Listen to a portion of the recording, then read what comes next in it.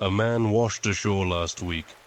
He looked as though he had not eaten in weeks and was barely clinging to life. I, along with much of the town, was elated when we discovered it was Will Harper who had washed ashore, and that he would make a full recovery. The fishing vessel named Prosper had set sail 3 months prior. It never returned. 18 men, including Will Harper, were all presumed to be dead. However, with the return of Will Harper came stories. Stories of how they had found an island lush with jungle, with friendly natives and enormous wealth. He told stories of how the crew of the Prosper had found a paradise and wished not to leave. Only Will Harper was willing to sail the Prosper back home to tell their families that they were not returning. However, on the return trip, as the Propster's only sailor, he did not last long as a squall overtook him quickly, sending her down to the depths, and Will Harper alone at sea for weeks. At first people didn't believe him. The Prosper was a small enough vessel, and Harper a competent sailor enough to make it back in one piece. Surely he was not telling the entire story. However, as days went by, his story did not change. In fact, the more he told it, the more he lit up with joy in describing the place he had seen. Only a couple days had passed before he was trying to get another vessel together to sail back to the unknown island. With his fantastical tales and unwavering faith, he eventually was able to muster a small crew and another fishing vessel named the Vandal, of which I too joined Pearlie out of curiosity. 4 days ago we set sail with Will Harper leading the way, the captain Frederick Gould in command, and 13 others who wanted to see what this unknown island paradise had to offer. The Vandal had made quick work getting out to sea, but struggled to maintain heading with this inexperienced crew of adventurers and thrill-seekers. Captain Gould was perturbed by their lack of experience after quickly becoming seasick, but Will Harper kept his eyes facing east, continually looking over the horizon through a spyglass. Yesterday, Will Harper exclaimed loudly to the entire crew that he could see it, just over the horizon, and they had but barely a couple hours to go. After 3 days at sea, the crew hurriedly began to do what they could to steer and speed the vessel towards where Will Harper had said it was. After an hour, we began to see something breaking through the horizon. We all smiled at one another as we continued to sail. As we got closer, the shape on the horizon got bigger. As the shape on the horizon got bigger, our excitement grew bolder. As our excitement grew bolder, we looked at the shape harder. When we looked at the shape harder, we saw the lie. The shape that had grown out of the horizon was not a lush island, as Will Harper had said, but a jagged outcropping of rocks breaking the surface of the sea. Before we had time to correct our course, the wind began to pick up, filling the sail and pushing us towards the outcropping. That's when I heard it.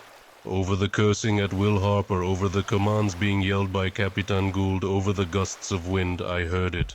I heard a melody pierce through the air and into my soul, a soft lullaby that filled my heart with a peace I had never once felt before. All at once every other sound faded away. I know not if it was due to being filled with the melody, or if it was because the other began to feel it too. As the Vandal approached the outcropping, I saw them. Maidens swimming in the sea along the rocks, beautiful women with silky hair of jet black, pale skin with a bluish tinge, and tails like that of fish. Will Harper was the first to jump in, and as he did, one of them turned and swam over to him before opening her arms to greet him. As she breached the surface, the face I saw was that of the most beautiful woman I had ever seen. Her small features and slender frame were dwarfed by the rocks and the open sea. Despite this, her mere presence commanded our attention. Soon, more sailors were jumping off the boat and swimming over. Harper got there first, and the melody began to grow quieter. As it did, I could hear her speak in a honey-soaked voice that filled every pore with ecstasy. "Welcome home," she slowly said. At those words, I jumped in. As I jumped off the bow, I could see more of the women circling the other sailors, their melodies joining that of the first, filling the air with a cacophony of song. I didn't care. I was no longer anxious or afraid. I was full, I was light, I was happy, and nothing would ever feel as good as listening to these words, to these voices. Through the songs I could hear cries, but I did not care. As I swam, I saw the blue ocean begin to turn red, but I did not care. As I moved to the voices, an arm that was without its sailor got in my way, and I moved it. Nothing was going to keep me from the voices of the angelfish before me. I found myself almost at the outcropping when she swam to me. I am still unsure if it was the first one I had seen, or if it was one of the others, but I no longer cared. Her hands grabbed my arms and pinned them to my sides, and for the first time I looked into their eyes. Their eyes were completely black, empty and soulless. The melody intensified as her mouth smiled, her pale blue lips pulling back, revealing numerous rows of sharp, bloodied teeth. She pulled me in and I closed my eyes, tears of joy as her cold skin touched mine. Over the melody that filled me, she whispered a single request in my ear. "Bring us more. Today, I woke up on the shore. The one who found me says I have been gone for 3 weeks, but it only feels as though it has been a day. I can still hear the melody faint in the back of my head, but it is fleeting and quickly fading. I need to go back, and I need to bring more."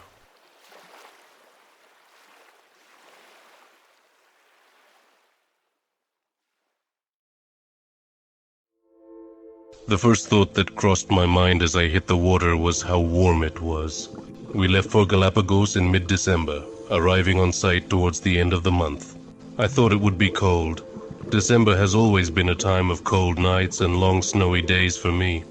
So when I broke the water and was greeted not by an icy wall of goosebumps-inducing darkness, but a comfortable lukewarm ocean, I was pleasantly surprised. An unpleasant surprise followed shortly after, as the radio in my ear blared to life, the voice of Anne, already grainy and hard to make out despite being only 15 feet above me, highlighting the budgetary shortcomings of our expedition. "Ground control to Kappa 1. Actually, I wouldn't be ground control, would I? Since I'm, not on the ground. What would you call the boat version of ground control?" Anne asked, our new radio quickly becoming a toy in her eyes. "Now hang on, why am I Kappa 1? I called back into the radio, ignoring her question that I admittedly did not know the answer to. "Because Kappas live in the water, duh," she called back rather matter-of-factly before giggling at her own cleverness. A splash is heard some distance to my left before the radio picks up again, a man's voice this time. "This is Kappa 2, I'm in the water," Brett called out, our youngest member, though he had been with the company longer than I had. "You don't need to say that, I watched you jump in," Anne called, chastising. "I know, just couldn't let you two have all the fun with the new radio," Brett rebutted, while I was slowly starting to regret our buying the thing. "All right, enough playing around, we're wasting sunlight," came the voice of our senior, Robert. He was as no-nonsense as ever, although this was somewhat endearing of him. He always kept a cool head on his shoulders and kept us focused. "Jason, move into the bell. Brett, retrieve the sea scooter and join him. We want this done before sunset," Robert directed through the radio. I wasted no time swimming over to the large device dangling from our boat by a thick metal cable. It was almost shaped like a bell, as our nickname suggested. A large bottom-heavy structure that narrowed at the top and widened at the bottom. It was around 7 feet tall, and half that in diameter. 4 small round windows positioned on its north, south, west, and eastmost sides, and 1 large hatch on the bottom. As I moved to climb inside this hatch, Brett joined me at my side, using the sea scooter to catch up, its light illuminating the diving chamber in the dark ocean water. I was a little jealous Robert had chosen him to pioneer the sea scooter for our company, and not me. It was a small device, no bigger than the motor of a weed whacker. At its rear were 2 handles with a small lever to pull on the right, and a button for the light on the left. Attached to these handles was the motor, a loud thing, strong enough to turn the blades at the front of the device to propel its occupant forward faster than they could swim. Just beyond the propellers, right in the center, was a large light. I could see Brett's smile showing through the thin glass of his mask as he delighted in his new toy, and we both climbed into the chamber, sealing it shut behind us while it began to build pressure. I took a seat opposite Brett, and we could feel the chamber moving, sinking through the water a few feet at a time. It was an odd sensation. The water inside didn't jostle or move, but we could feel the world pulling upon us as we sank down deeper and deeper. Robert's voice came over the radio again, growing fuzzier, but not so much that we couldn't make it out. "Remember to watch your depth gauges and don't go too deep. Those suits the Noe lent us will get you to the vents, and maybe a little deeper." Let's not find out how much deeper. Just chart the entrance of the trench, leave your markers, and get back to the bell." "Roger, Roger," Brett called into the radio, and I heard Robert let out a sigh. Now we started the wait. As the chamber sank into the depths, it built pressure to acclimatize us to the pressure of the ocean at our desired depth. That way we could get out, do our work, and decompress in the bell instead of doing decompression stops in open water, which was going to be nice, as decompression from this depth should take close to 14 hours. Our air tanks hooked up to tubes in the bell, running up the cord of the bell all the way up to the surface, so we shouldn't have to worry about running out of air. I stared at the depth gauge on my left wrist, watching it tick up as it worked even from within the bell, ticking past 1,000 meters already. It was nice to have such a fancy bit of hardware in the form of these suits. Our bell and scooter were as outdated as they get, and our boat was on her last sea legs. This job could have been the start of something new, with any luck. It would lead to more business with the NOAA, and our little diving shop might make it big. Suddenly, a question shot to the front of my mind. A question I aired over the radio to our captain. Why us? My question was met with silence at first, and a funny look from Brett before he spoke up. "Well, because Anne doesn't dive, she mans the ship, and Robert's too old to make it down here anymore. Careful too, you know he's sensitive," Anne teased back at us, and Robert let out what could have been a chuckle, or maybe a cough. It was hard to tell. "That's not what I mean. I mean, why did the NOAA hire us for this? Don't they have divers, and divers with better gear? Divers they trust with these fancy suits a hell of a lot more than a basically unheard-of diving team?" There was a long silence after this. I thought maybe he knew the answer, but didn't want to say. It seemed everyone took a few moments to ponder this question. Or maybe the others were waiting for our captain's response like I was. Regardless, our thoughts were interrupted by the bell jerking to a stop, causing us to swing and sway in the water before we steadied again. Brett was up first, hands cupped around his eyes at the window, searching for whatever it was we came here for. No, that can't be right," he mumbled to himself before beginning to undo the hatch. I moved to the window to see whatever it was he saw, but I saw nothing. An endless expanse of dark water lay before me. At least I think it did. It was dark and I couldn't make out much. "What is it? I don't see anything." My eyes didn't leave the window as I asked, waiting to see some colossal beast swim by, or some ravaged sea life, my mind starting to swim as I waited for his answer. He didn't reply, not until he had left the bell, ducking out into the water and drifting just below the hatch, floating motionless in place as he looked out at the surrounding ocean, the lights of the bell finally clicking on, revealing more of the nothingness around us. "That's the problem, check your depth gauge." And I did as he instructed, reeling at our depth. We were 2,600 meters below the surface, the deepest anyone had ever gone without a submersible. "The vents," he started. "We should have hit the floor 50 meters ago. This can't be the right place. The hydrothermal vents are gone." He sounded angry and a little confused. Robert called to him over the radio, trying to calm him down. "Brett, it's a newly formed trench. The vents are still there, just moved. If you get back into the bell, we can adjust the position until we find the edge. It shouldn't be more than a few dozen meters away." Brett ignored him, swimming away from the bell now. "But Brett," I called out, "stay near the bell. If you get lost down here, I was cut off before I could finish, Brett starting to shout into the radio, turning his sea scooter on, and propelling forward, with me following along against my better judgment, trying to keep a mental note of where the bell was. "No, this is impossible. The edge isn't a dozen meters away. There is no edge. This trench is massive. A trench this large forming and so close to land. There should have been tsunamis and earthquakes. This kind of damage doesn't just happen without anyone noticing." We were at 2,700 meters, and getting deeper by the second as he searched for the ocean floor. Comms were quiet for a few moments before Anne spoke up. "Brett, it's okay. I need you to go back to the bell. We'll figure this out, and I'm sure the NOAA have an explanation for what happened here." She spoke soothingly, and Brett slowed, coming to a stop at 2,750 meters, with me just a few behind him. He took in a breath, looking around the expanse of ocean before us. He had always been more of an environmentalist than I. I can't imagine how seeing such an important part of sea life cease to exist must have made him feel. I put a hand on his shoulder, trying to guide him back. Come on, let's get back to the bell. The sooner we get this done, the sooner we can get answers. He looked back at me, his face betraying how upset he was as he tried to sound calm. He didn't look angry anymore, just sad. Maybe that was worse. Yeah, okay. He spoke softly and with a sigh, starting to position the scooter to take us back when suddenly we saw something. What is that? Brett asked, his tone curious as a small dark object slowly floated up towards us from the chasm below. It looks like a fish, he offered, and he seemed to be right. A small skinny fish was floating up between us at our legs now. Robert's concerned voice came over the radio, each word dripping worry. What do you see? Are you two all right? Anne was also talking now, her voice quiet and meek. Is there something down there with you? The fish kept on rising. It wasn't swimming. Its side was facing up, tail dragging behind it, and one empty eye socket pointed to the sky. And it was covered in what looked like red seaweed, wriggling and waving in the light ocean current. It looks like a dead fish. It's just floating here.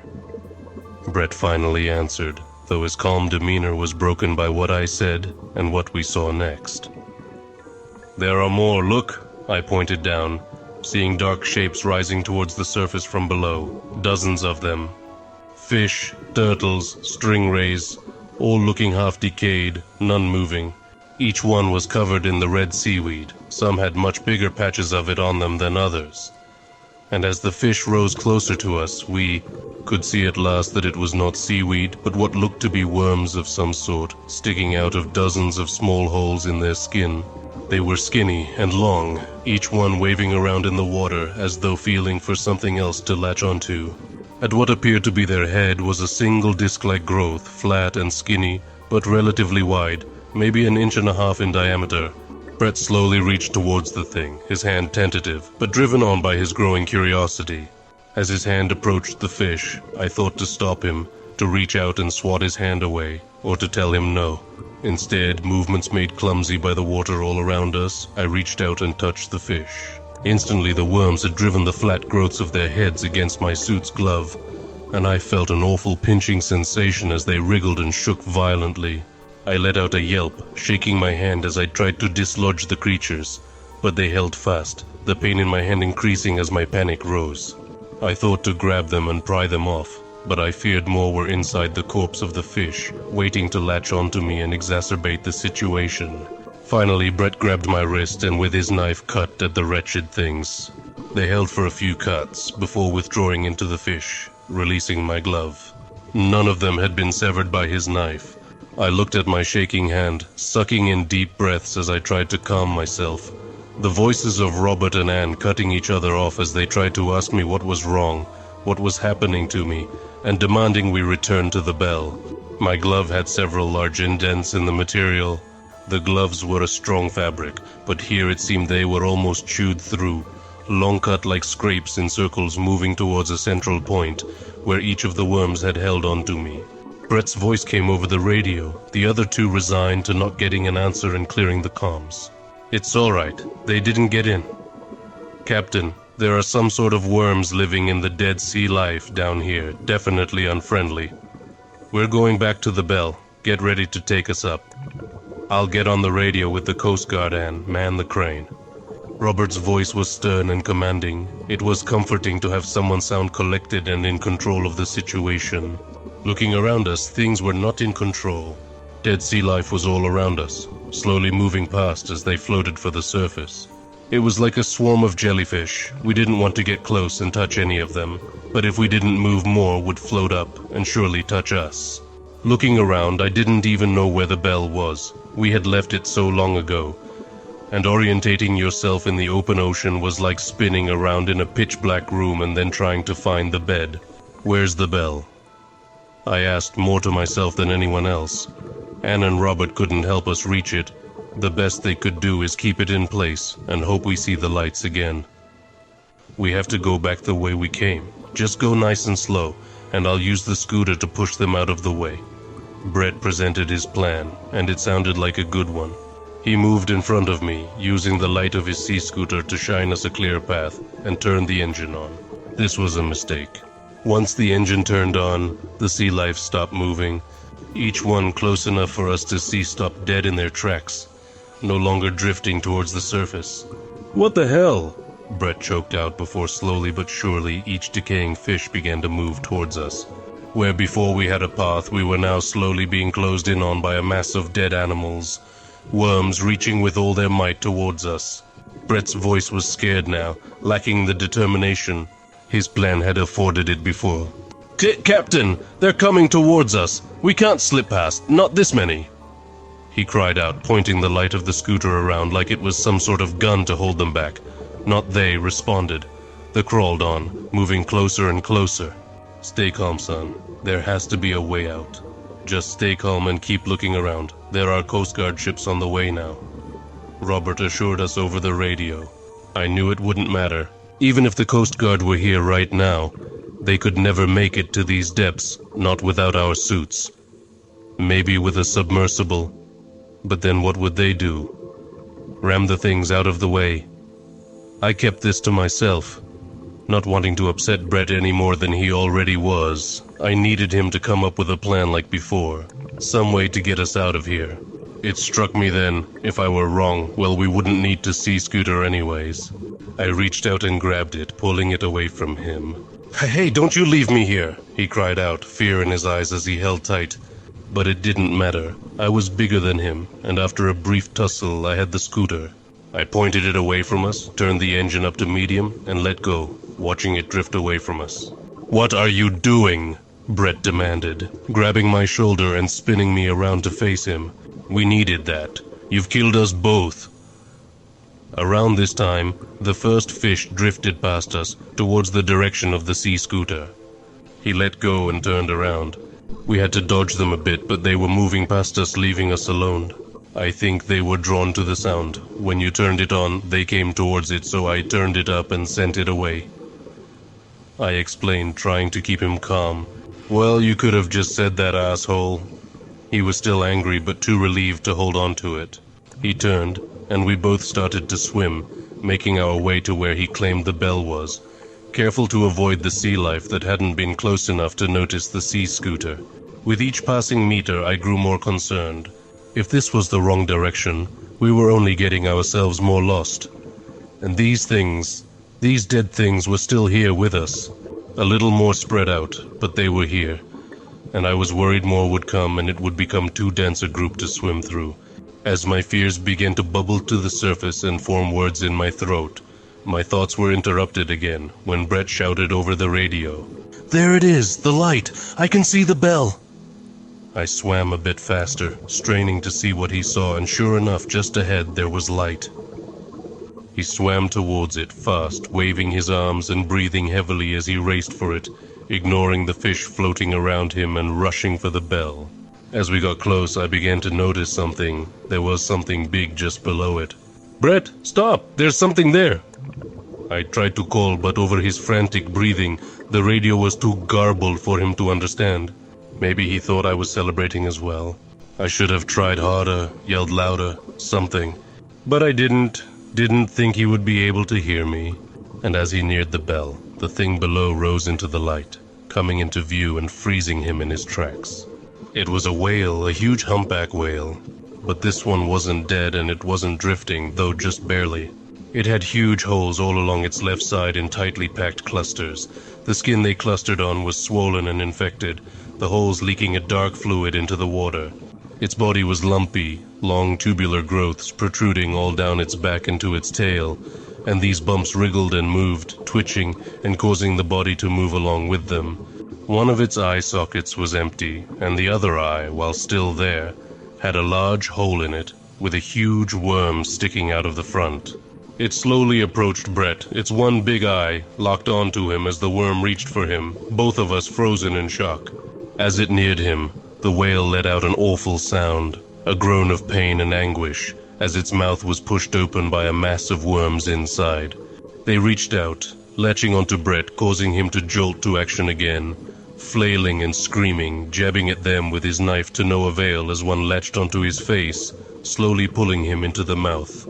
He screamed into it, screamed and cried, and fought for all he was worth, but he wasn't getting away, and I only watched as it took him. Once he was gone and the mouth was closed, his screams did not stop.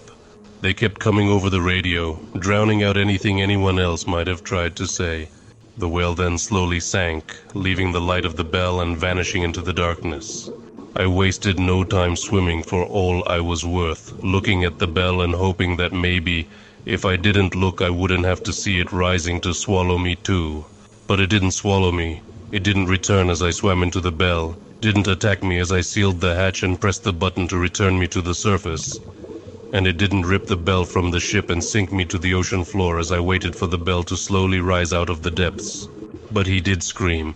He screamed the whole way, and as he did, his screams slowly became groans of pain, muffled by whatever it was that had him. And just when I thought I couldn't take the screams anymore, he spoke. He begged. He begged not for his life, not for rescue, not for me to come back and save him. He begged me to kill him, pleaded with me in a voice so weak and with breath so raspy, breathing wheezily, unnaturally. He pleaded with me, and with God, and with the devil to kill him and free him from the pain he suffered. And when our radios finally disconnected, I wept, and I hoped he got his wish. I don't dive anymore. I man the crane, but I'll never get in that water again. I'd leave, say goodbye to this life and to the water forever. But I can't do that to Robert and Anne.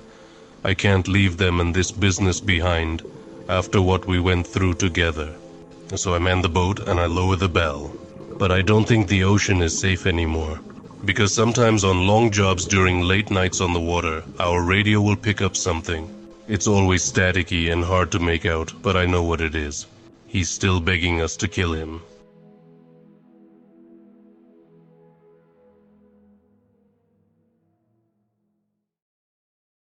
A few days ago, I uprooted my entire existence and relocated to the southwest cape of Stewart Island, New Zealand. Initially, I had intended this trip as an escape, to be shared with my wife as we lived out the rest of our days in beach-dwelling bliss. Yet, as we aged, I began fostering a general disdain for the direction that society seemed to have chosen for itself. I simply grew weary of the unceasing, perpetually fruitless debates over issues like race, homosexuality, political agendas, abortion, and the like. As far as I was concerned, people could do as they wished, as long as they weren't harming anyone else, simple-minded and a bit naive, perhaps, but my stance nonetheless. With my frustration mounting, my wife and I began planning the move in our late 30s, hopefully with 2 full decades ahead of us to get our affairs properly aligned to allow for such an exodus. But the train derailed as I reached 43, and she was diagnosed with an untreatable brain tumor. 2 years later, I was alone and wanted nothing more than to expedite my exit from mainstream civilization. I sold our house and our cars, the latter being more painful as I prized my '69 Stingray convertible. Nonetheless, the profit from its sale was necessary to procure adequate funding for my relocation. Disappearing is no cheap venture, and it brought me an odd sense of closure in regards to that chapter of my life. The crippling depression from the loss of my wife remained, but I felt little remorse for the loss of our lifestyle.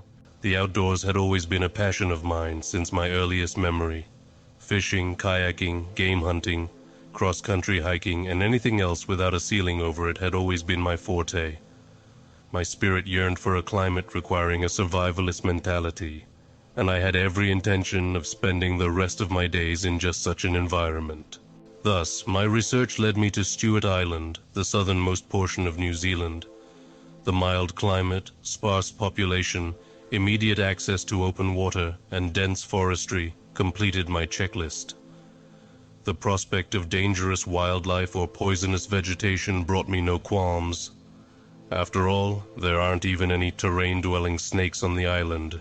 What few locals were present on Stewart Island were nice enough upon my arrival, having harbored a few tourists here and there for the more accessible beaches. I did draw a few laughs from the older residents when I told them where I planned to go, and encountered one old man that simply shook his head and walked away when I mentioned the Southwest Cape's eastern shore. But I could not be discouraged. There was no turning back. My final stop was at the local supply depot in Oban. There, I purchased a map, 2 books on native flora and fauna, a leather-bound journal, ink, a canteen, an axe with a 36-inch handle, a hunting knife, 30 feet of braided paracord, a small fishing kit, waterproof matches, a compass, and a Swiss gear pack to place it all in. I told myself that if I had forgotten anything, I didn't need it, or would be able to construct it for myself. Either way, I would either make do or die, and although I wouldn't describe myself at the time as suicidal, death didn't seem such a horrible alternative. The hike to the Southwest Cape took me almost 3 days, the journey made longer because of the mud from recent rains. Sleep was difficult the first night, as it had been some time since I had slept on the ground, and the reality of my endeavor finally began to sink in. While experienced within the natural world, slight anxiety came over me upon the realization that I may have bitten off more than I could chew, and I had no fallback option. Juxtaposed with this thought was a comfort in knowing that my newfound worry indicated a resurgence in my will to live. Eventually, my psyche balanced these two notions, and I did manage to sleep a few hours, awaking with renewed confidence in the face of the rising sun. Days 2 and 3 were largely uneventful, save for a brief but violent thunderstorm and a confrontational encounter with what may have been a brush-tail possum. Despite the critter's sincere efforts, I found myself on the coastline midday of the 3rd. Authentic peril would not rear its head until that evening. My efforts in constructing camp that day concluded with the completion of a water collection basin that I devised from several broad ferns and a species of bamboo that I knew had been introduced to the area centuries before. Previously, I had created a small hut of the same bamboo and ferns to serve as my shelter until I ventured to build something more ambitious, along with a moderate fire and a few limb lines for fishing. Resigning myself to relaxation for the remainder of the day, I took off my clothes and my boots and braved the somewhat murky but refreshing surf. Initially, I was met with intrigue in regards to the gradient at which the water deepened. Approximately 100 meters from shore, I found myself only knee-deep, and I could feel the soft, white sands beneath my soles. In hindsight, perhaps the lack of aquatic life in the area should have been an indicator of something amiss, but I was still planted firmly in the euphoria of my self-engineered renaissance. I stood for perhaps another 30 seconds, merely observing my surroundings, and then took a step forward. From there, I cannot convey the alarm that I experienced when I was suddenly and completely submerged. I'm ashamed to say that my instinctual reaction was panic. I had not seen any darkening of the water to indicate such a drastic depth change, and yet there I was. I kicked frantically for the surface and found it soon enough, gasping for breath. As I regained my composure, I cursed my neglect for not bringing goggles or a snorkel, for who knew what sort of wonder-laden reef I may have stumbled upon. Regardless, my decision to resubmerge was met by terror, surpassed only by events that would occur later. I exhaled just enough oxygen to go under and stabilize at approximately 3 meters. I thought that maybe the water somehow became more buoyant at this point, but disregarded the feeling as my imagination. I decided to open my eyes despite the salinized water. I peered down. Deep below me, in a black abysmal hole that can only be described as a void, were a pair of whitewashed eyes, visible only because of their apparent uncanny ability to reflect such finite amounts of light. The pupils were entirely black, with no rings of color, and appeared to be transfixed upon me. I was stricken with fright, yet unable to save myself from my impending doom. Entranced, I continued to stare downward, waiting for the appearance of some gaping hole of a mouth to inhale me into the terrible unknown of its insides. But the moment never came.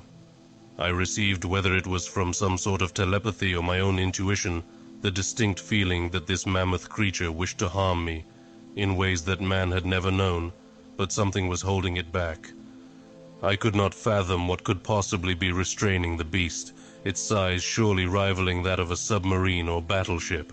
My chest burning for air brought me back from my fearful marveling, and I tried desperately to swim to the surface, yet I still could not move. I remember only the taste of salt and stagnant water as I drifted into merciful unconsciousness, a strange pang of relief echoing in my thoughts.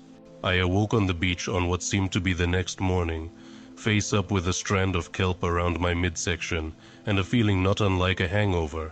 I jolted upward, aggravating my headache, but deeming it more important to scan the water for the creature. I spied nothing but the crashing waves and scattered fragments of driftwood. I collapsed back onto the sand and gazed into the overcast sky, edging on delirium, and only capable of thinking of the eyes. Oh God, the eyes. After an eternity of contemplation, I found the motivation to rise and attempt to carry on. I could find no rational explanation short of some strange hallucination, but could recall nothing that would have caused it. Throughout the day, my intellect continued to pull me towards the multitudes of legends and unsolved mysteries of the unexplored sea unknown sounds captured on tape, megalodon sharks, Jules Verne novels, the Bermuda Triangle, and others similar. Nothing I could fathom satisfied me, and I despaired with no discernible reason as to why I did not abandon my supposed slice of paradise. And a dull anxiety that persisted for the remainder of the day. I cut my fishing lines, simultaneously knowing that they would yield nothing while also fearing what may be present at their ends.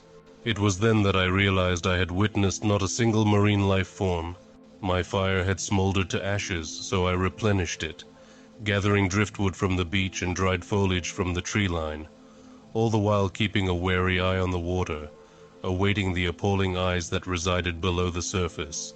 On that day they made no appearance. There should be no surprise that I did not sleep well that night, having exhausted my wildlife manual and illuminating no form of insect or animal, otherwise that could have induced my experience. By morning, however, my distress began to dissipate, as my mind exhausted itself and simply relegated its time to other things, food for example. At some point after dawn, I made the decision to hike somewhat inland and try my hand at trapping, as fishing seemed foolish, and I felt the need to get away from the shore for a time. I endeavored to create 6 traps, all sling rigs camouflaged with the litter of the forest. It was during my search for an animal sign that I discovered the Emma. The schooner with its name etched in fading stain on its stern was approximately 500 meters inland, lying capsized on its deck, with several varieties of vine and runners growing around the masts, which had been forced through the bottom of the hull, and stood erect, as if the ship had been dropped on its top from a great height. The hull itself was perhaps 20 meters, large enough for a dozen crew members at the most.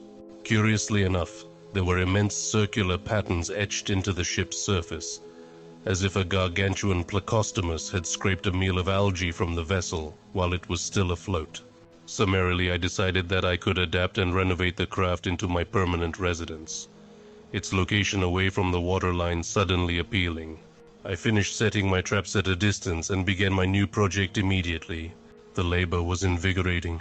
I was so excited about my fortune in finding the Emma that I nearly forgot about my encounter, thinking of it only occasionally and partially settling on dehydration as a likely culprit.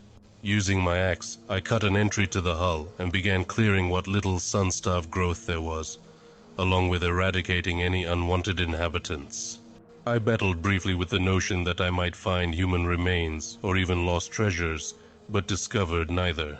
My only finding was an old leather volume, coming apart at the spine. It was apparent that the tome had been either sunken or rained on, as indicated by the illegible remains of water-diluted ink on the pages.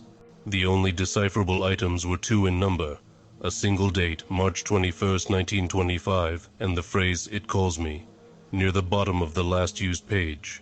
I presumed at the time it was a sailor referring to the call of their personified ocean.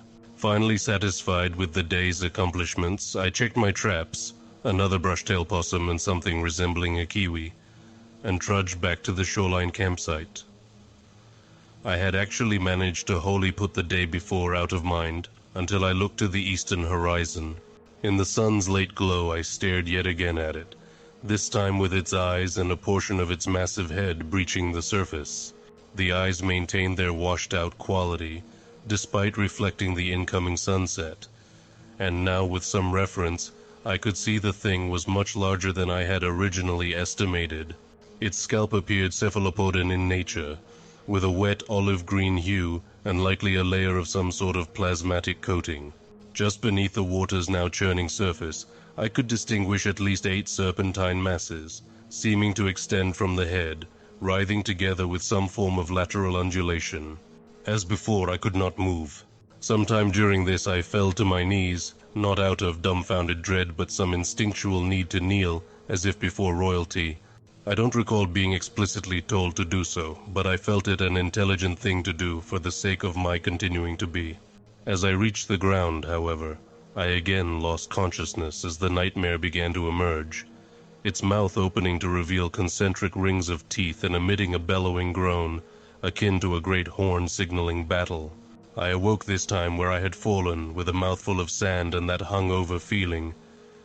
There was a full moon, evocative of the thing's pale gaze. I was forced then to accept what I had seen as real. Upon awakening, I reluctantly went down to the water to rinse my mouth of the sand, but found it rancid, congealed with a layer of briny foam and the smell of decaying shellfish. There were great divides in the sand, as if something had been dragged. I returned to my collection basin, and then noticed the collapsed trees and trampled undergrowth. A horrible notion struck me, and I ran back to the Emma only to find it absent. I then thought for the first time that I had overstayed my welcome on Stewart Island. Quickly, I gathered what was left of my supplies back at the shoreline and began hiking northeast towards Oban at dawn, any hope of salvaging my adventure firmly severed. I would gladly resume my yuppie life in the States if it meant never having another encounter with the behemoth. For the first hour or two I made excellent time, motivated by my panic, and perhaps sufficient to cut a day from the duration of my hike. But I hadn't truly rested for days, and it began to take its toll. Sometime around noon, I leaned against a tree to rest. I despised stopping, yet slept almost instantly, my mind and body finally giving in to fatigue. As I slept, I experienced what can only be described as a prophecy. I stood back in the water where I had fallen under, my back to the shore. I watched the black water as it progressed from fine bubbling to roiling. I could sense that I should wade towards land, but was unable to turn around. At last I could see the eyes, still entrancing.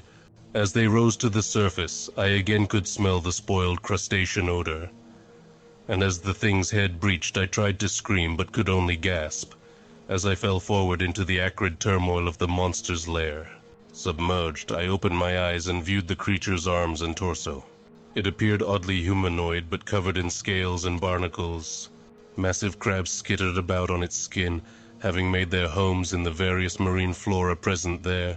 It extended down into nothing, but continued to rise, its legs yet visible, as it became apparent that I could not comprehend the monstrosity's true size.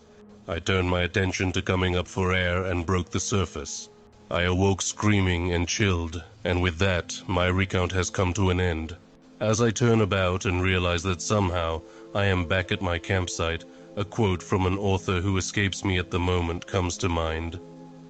The most merciful thing in the world is the inability of the human mind to correlate all its contents. My waking cognizance suddenly comprehends the totality of what has transpired and is driving me mad. Somehow, what I have done here has awoken something that has been dormant for time immeasurable, and like me, it tires of the world as it is. It beckons me to help it escape. As I walk out to its cursed pit, I understand that the world is ready for harvest, and I cannot purge its call emanating from the cavernous depths. I'm writing this because my family won't talk about it anymore. I'm the only one who can't seem to forget. I was raised on the outskirts of Preston, a small town in southern Idaho with a population of around 5,000. My more immediate community was an isolated dead-end dirt road called Bear Creek. Less than 20 families lived on the Bear Creek. I didn't mind being so isolated. I grew up in the comfort of wide fields and close neighbors that only rural people know. We were a Mormon community, very church-centered, very community-centered.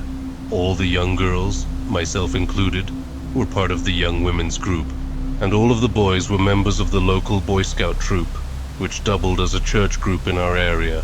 We had 4th of July parties at the local ballpark and swam in the nearby reservoir. It was a good, quiet community. My house, a 92-year-old farmhouse built by my great-great-grandfather, was situated on a small hill surrounded by a wide grass field on one side and a snaking dirt road on the other. Across the road was the creek bottoms. Southern Idaho is categorized in a desert climate, so not much grows outside of the irrigated fields besides sagebrush and burrs. The creek bottoms were the exception. The creek fed the growth of a thick tangle of pussy willow bushes. In the late fall, we used to go down into the bottoms and pick the white, cottony pussy willow seeds to decorate the fences of our driveway. Being so isolated, it wasn't uncommon for animals to come down from the mountains. We had a female moose who brought her calf down and lived in our orchard every winter. And the occasional lion wasn't unheard of either. The summer when I turned 8, I remember because it was the same year as my baptism, a smaller mountain lion was spotted several times in our area. We weren't worried. The big cats stayed away from the farms and usually moved on when the area didn't yield enough food. The same summer, my neighbor Peyton was working on his Eagle Scout project. He loved National Geographic and thought it would be pretty cool to try putting together a National Geographic submission on our little creek bottoms. The young lion that happened to be in our area at the same time made him especially excited. He decided he wanted to try and get pictures of the lion and emailed the National Geographic team for advice. They recommended setting up an automatic camera that takes shots every couple of seconds in an area the lion was known to visit. They also recommended setting some kind of bait so the lion was more likely to come by. No one in the creek liked the idea of live bait or carry-on, so we came up with a different kind of bait. We decided to set up an audio recording of a dying rabbit and play it on a loop through a set of speakers hidden in the willows. I remember when everyone was down in the bottoms testing the speakers, and I heard the noise for the first time. The sound of a dying rabbit is horrible. It's been described as being almost identical to the sound of a screaming child.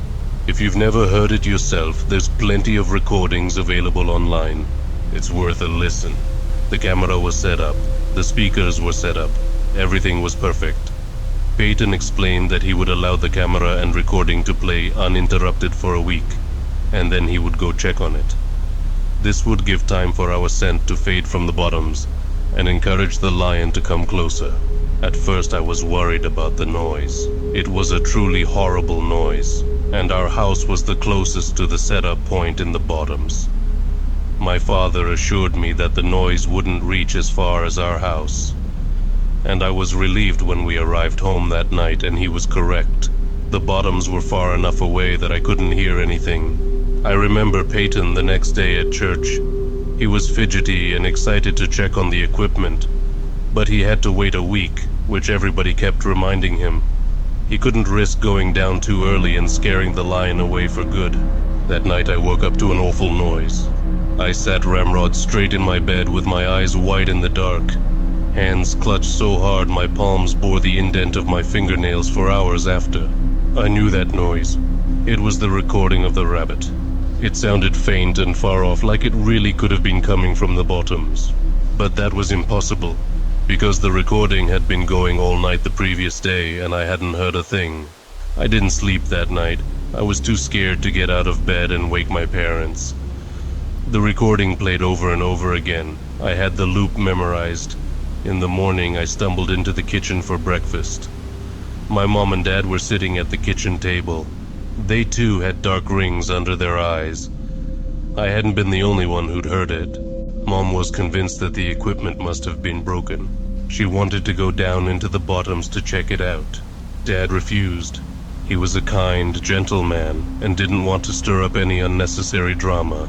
He was sure there had been a strong wind last night, and the wind was carrying the noise farther than its natural reach. He told us to listen. We did. He was right, we couldn't hear it now. We forgot about it and went about our daily goings. The next night it happened again. I stayed up in bed with my back to the wall. The screaming was even louder than before, but this time something was different. It was lower pitched than I remember, and parts of the loop were slowed down, as if the recording were warped in places. At times the loop did not loop naturally, and instead picked up at a random place in the middle. My mom didn't mention anything at the breakfast table, but both her and my dad seemed tense. The third night I mustered the courage to stand beside my bedroom window and look out into the yard. For a moment I stood, rooted to the spot, my hands shaking no matter how hard I clenched them. The noise sidled in through the cracks in the window. I watched the outline of the trees in the yard, perfectly still. Not even the slightest breeze stirred their branches. My mom announced that she would be going to visit her sisters in town the next day, and would probably spend the night there. She invited me to come along, but I was a daddy's girl at heart and chose to stay at the farm. I took Mom's place beside Dad in their bed that night, but even that didn't help. I don't think my dad was asleep either, for he was unnaturally still the whole night. We began to hear the noise during the day too.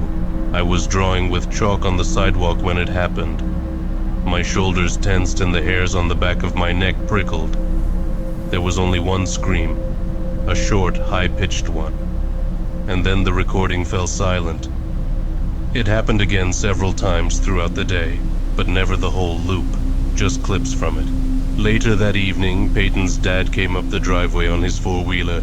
He said he was looking for their dog, a sweet yellow lab who had been missing since that morning. Dad said he was sorry, and that we hadn't seen her. I stared at him, silently begging him to mention the recording, but he didn't. He was a quiet man after all. He didn't want to bring up any unnecessary drama. Mom stayed away the whole week. Dad and I didn't sleep. By Saturday, the screaming could be heard constantly, though it seemed to have deviated from the familiar loop entirely. I didn't recognize any of it. Sometimes the screams were thin and long. Other times, they were hardly more than growls. Once, while my dad had been heating up meatloaf for lunch, the noise rose into such a rancorous din that he dropped the plate and it shattered. I pressed my hands over my ears where I sat at the table and squeezed my eyes shut, but it didn't help. The noise forced its way in through the cracks of my fingers and pinched my throat and rattled in my rib cage. The din lasted for a whole minute, then fell silent. Dad was shaking. That was the last we heard of the noise that day. Peyton came by Saturday evening to ask permission to cross our road to collect the equipment. He was so excited. I watched him disappear into the creek bottoms with a sense of tired relief. After the equipment was gone, it would all stop. I couldn't wait to get a full night's sleep. Not a minute later, I spotted Peyton coming back up from the creek. I was confused. It had taken us much longer to set up the camera and speakers, so I'd only assumed it would take just as long to collect them. My breath stilled when Peyton came closer. He didn't look right. His eyes were wide and his face pale. Something wet dribbled from his chin and onto his shirt. I later realized it was vomit. My dad caught him before he fell and demanded to know what had happened. Peyton couldn't speak, he just cried. We called his dad. I looked after Peyton as both my dad and his dad went into the bottoms. They were gone a long time. When they returned, their faces were grim, and they smelled funny.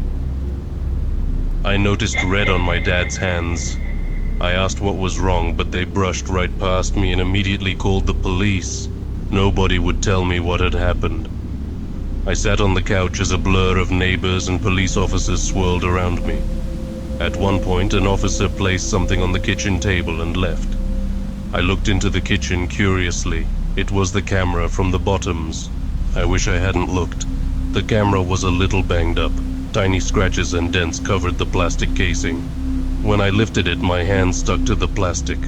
Something tacky and odorous covered the screen, but it turned on fine. The first set of photos were normal. Just the pussy willows cast green in the glow of the night setting. As I continued to click through them, they quickly became strange. At one point, the camera angle changed, as if the camera had been knocked from its post. Grass now obscured most of the frame. Flecks of red appeared on the lens and remained for the rest of the sets. One photo made me pause. There was a figure in this one, or half of a figure, as most of the upper torso hadn't made it into the frame. I thought it could be human, but it didn't look like it should be standing upright. Its legs were twisted like an animal, and it seemed to be having difficulty supporting itself in an upright position. Beside the legs, a long, thin arm hung. Whatever it was must have been stooped over, for its fingertips hung below its crooked knees. The next set was different. It was as if the camera had been picked up and was now being held. The first photo was of the bottoms at night. The next startled me. I had to look closely before deciding what it was. A rabbit had been laid in the bushes, but its ears and most of its scalp had been peeled away. The next was of the same rabbit, but a thin dark hand was holding it up against the sky. Its limp body hung like something from a nightmare. In the following photos, more rabbits joined the one, each with their ears and scalp removed. Then a cat. Then more cats. Then a dog, the yellow lab. Then the lion. The following photo was of 7 rabbits, 3 cats, 1 dog, and the lion all laid out in a row, facing the same way. Their arms and legs had been arranged as if they were marching, like some parade. All of their scalps had been removed and tiny white glints of their skulls could be seen. The last photo was overly bright, like the photo had been taken too close with the flash on. An eye dominated the frame, but it was yellowed and crusty and had a bar pupil like a horse. In the bottom corner, the edge of a mouth could be seen. No lips, just teeth. Sharp and little, with wide gaps of red gum between them. I wish I hadn't looked. I heard my dad talking to the police outside. They said the speakers had malfunctioned. The recording had only played the first night.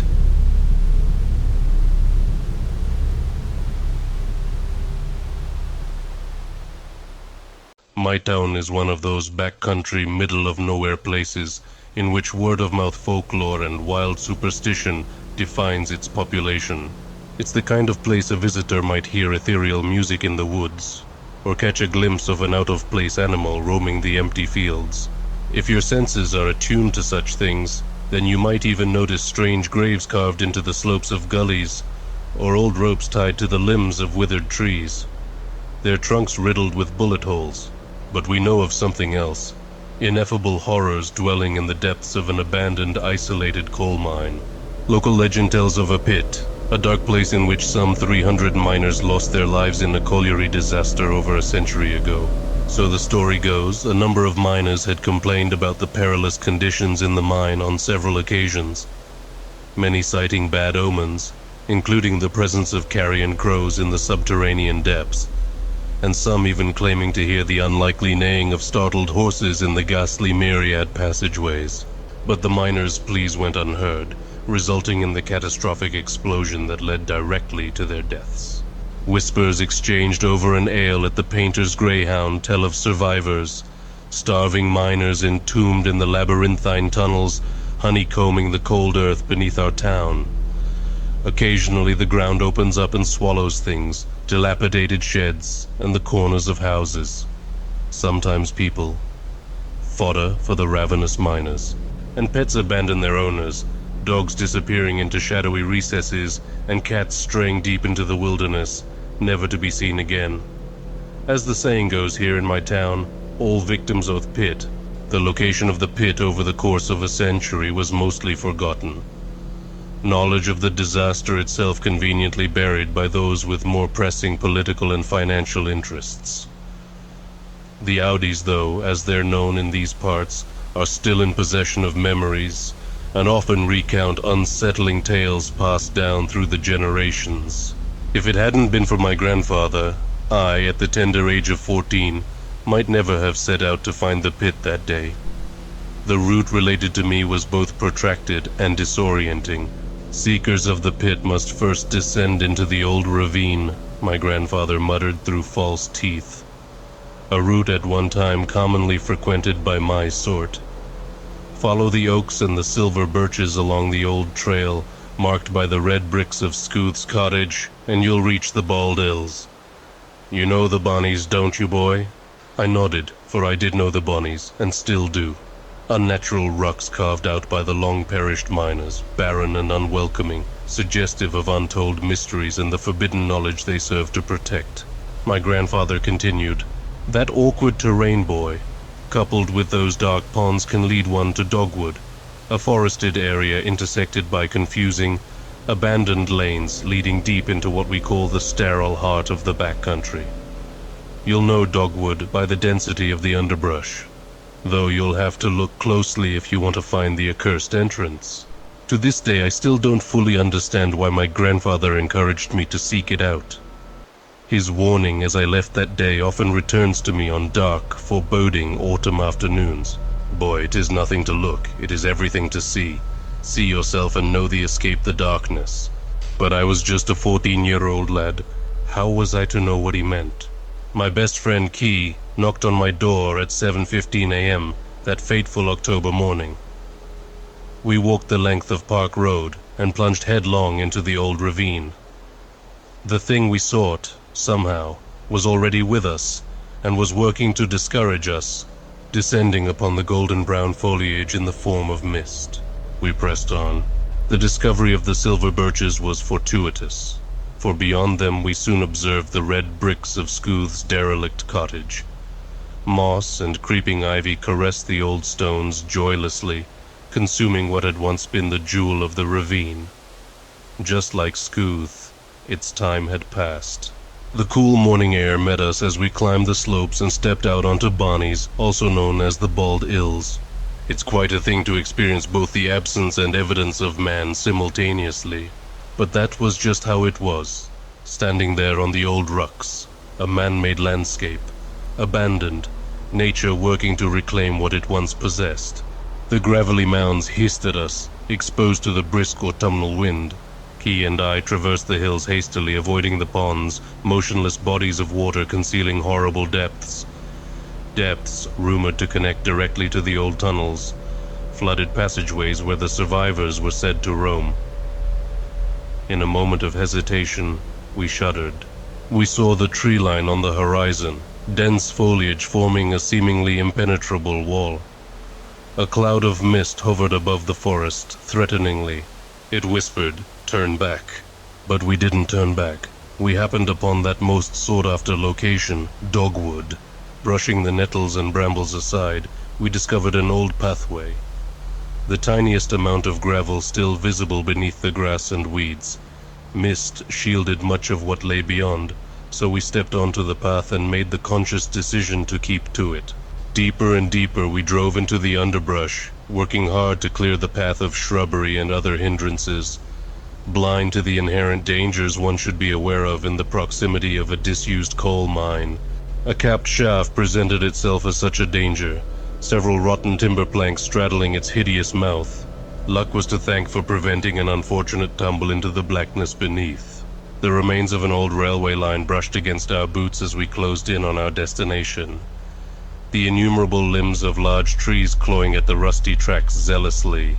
Key was the first to note the change in the air, a staleness, a rancidity that had visibly affected the flora of the wood. As we neared its source, we saw fewer and fewer nettles, brambles, and ferns. Vegetation in general seemingly afraid to flourish in what my grandfather had referred to as the sterile heart of the backcountry. Withered trees stood defiantly, though the souls the roots might once have harbored had long since departed. Even the soiled gelatinous mud had been affected by the otherworldly blight. And then we saw it, the great arch, marking the entrance to the site of the pit. The arch and iron monstrosity once beheld the name of the mine, though upon our observations, the bold lettering had mostly eroded. 3 rust-nibbled letters remained, P-I-T. Trepidation begged us to flee, to return to the familiar comforts of home.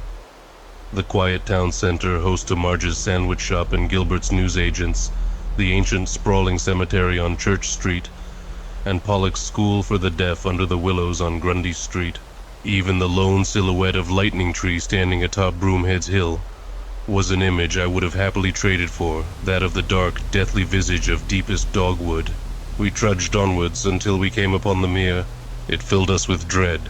My father, a regular up at the Painter's Greyhound, said the seniors often spoke of an old mere, a pond but a stone's throw from the pit. Allegedly the old miners used to wash their hands and faces in it, steadily darkening the water with coal. Other kids, in times gone by, who had set out in search of the mine, had happened upon the mere. Alarmed by the shade of the water, most had turned back, though some strayed too near and were never seen again. One lad, the Audis would say, caught a glimpse of something strange in the still water, and in the grip of some inexplicable mania, fled and threw himself into the pit. Witnesses, 2 of them, returned from the wood in a near catatonic state, claiming the lad was pulled into the mouth by dark ashen hands. The lad, like the others, was never seen again, and there was no investigation into his disappearance. The Odis say the lad was cursed, that their mere's a flexion or that their pit. That lad should have kept his eyes off both. Thee's got furt see theeself if thee wants furt live. Braver than most, Key and I approached the old mere and glared into the murky water. I swear to this day I've never seen water as dark. The face that looked back at me, a strange warped version of my own, haunts me to this day. As for Key, he offered no description of what he saw in there. Stepping away from the mere, we scanned our immediate surroundings. Beyond a smattering of withered silver birches, a trail marked by a rusty chain-linked fence led to our destination. Tentatively we approached, mindful of the eroded metal fencing poking up out of the gelatinous earth. Sharp and menacing, some 15 paces further and we were upon it. The pit. Blackened charcoal-like trees loomed eerily above it, their poisoned limbs hanging limply, pointing towards the untold depths below. I still have difficulty describing it. Not in terms of its outward appearance, as quite simply it was nothing more than a hole in the ground, some 15 feet in diameter. No, it was the inexplicable sensation that gnawed at my nerve endings and tugged at my faculties. That's what I have difficulty describing. To say the urge to flee was overwhelming would be an understatement. Staring into that black abyss evoked an emotional response unlike anything I'd ever experienced. It was as though Key and I had discovered the eye of Mother Earth herself, and to look directly into it was a sin punishable by a fate worse than death. And we had been warned, the folk who fell into sinkholes, the curious kids who mysteriously disappeared, the pets that strayed too far from their owners, all victims of whatever it was that roamed those unfathomable passageways at the bottom of that accursed pit. As the eye glared up at us, my thoughts returned to that peculiar reflection I'd gazed upon in the mirror. And then there was movement below. I looked to Key and shivered. There was no conceivable way down into the pit, and as such no conceivable way up out of it. Was there?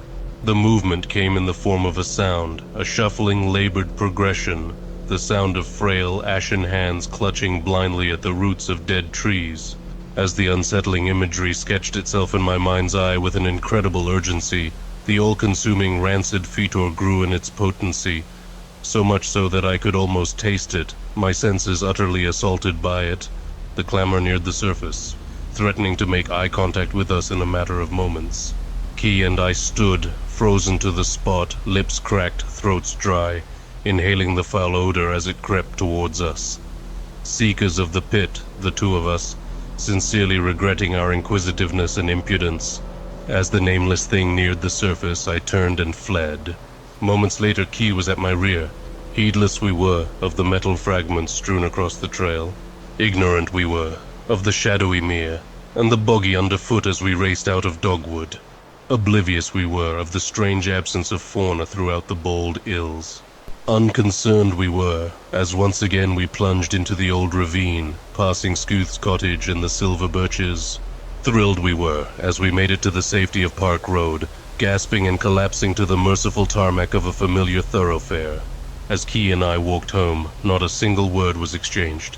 Key and I attended school together the following day, but neither of us discussed the pit. That was our unspoken agreement, both secretly terrified, afraid that spoken acknowledgement of the thing we both knew was out there would confirm it, invite it back into our lives. But our pact didn't last. It should have lasted till the end of our days. We bumped into each other some 5 years later at the bar in the Painter's Greyhound, on a dreary autumn evening. The memories spilled out of us, and though several Audis were eavesdropping, none of them had a word to say. Like the church steeple at the heart of our town, one memory stood out above the rest. A memory the both of us had attributed to the sordid weaving of a nightmare, or folie à deux. There, in the quiet pub, we described the strange sounds and the hideous fetor we sensed in that instant before we took flight. But as I spoke of the moment I turned and fled, Key spoke of something else, something deplorable. From out of the pit had emerged the ashen hands and charcoal face of a long-dead miner. He claimed the very same face had replaced his reflection in the mirror. Its empty eyes studied him, and as it pointed a pallid finger in his direction, it whispered, "We are coming." It was with those fateful words Key had turned and fled. At the bar his face fell, the color running out of it completely. He looked up at me. "They're coming for me," he muttered. I know it. The next day, I received a telephone call. I recognized the caller as Daniel Tately, Key's younger brother. Daniel was morose, his voice but a whisper at the end of the line. There had been an incident at the Tately bungalow, one involving a sinkhole. I shuddered at the implications. The family had awoken in the early hours of the morning to a series of tremendous crashing sounds. Daniel and his parents, the latter of whom still refused to discuss the incident, rushed to Key's bedroom, flung the door open and stood aghast as their son, brother, and my friend was dragged, kicking and screaming, into a gaping hole. Malnourished, ashen hands clutching his head and arms. All this, Daniel muttered in hushed tones. He spoke of Key's paranoia in the weeks leading up to the incident, an apparent preoccupation with the subterranean mines beneath our town, fears relating to the distant, muffled sound of pickaxes, and the latent idea that a nameless thing from the heart of the mines had spent 5 long years searching for him. In his mind's eye, he had watched as it traversed the flooded depths, clearing collapsed corridors, looking for the precise location in which to dig hundreds of feet upwards. And he had listened as the encroaching clamor fueled his imagination, coupled with what Daniel referred to as an odor, an overpowering fetor that even the family had noticed in the days leading up to the incident. It got him, Daniel said, and it had the pit, the occupants of the pit. Life in my town carries on. The few of us who remember such horrors exchange our tales in whispers over quiet ales in the Painter's Greyhound on chilly autumnal nights. Occasionally I revisit that fateful moment Key and I gazed into that old mirror. I saw myself, Key saw something else. As my grandfather once said, "Boy, 'tis nothing to look, 'tis everything to see. See yourself and know thee escape the darkness." Now finally, I know what he meant.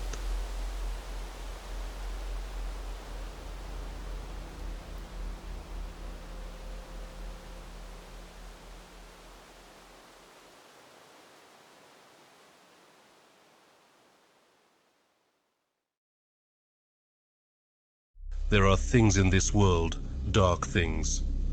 Things that the mind cannot fully process, and so it blocks it out, or fills in the gaps. Things that terrify us to our deepest foundations. These things are the reason that humanity fears the darkness. Because the dark is where these things dwell, where they thrive. And there are people who deny that those things are real. That something so terrifying can exist on the same plane as we do. These people are blind fools. I know this because I have seen one of these horrible things, and I was lucky to survive the experience. My friend and my brother, however, were not. It happened the summer that I turned 17. My brother Tanner and I had planned a camping trip up north at our grandfather's old hunting cabin. The old man had left it to our father when he died several years back, and even though our relationship with dear old Dad wasn't the best after he and Mom's divorce, we loved the old cabin.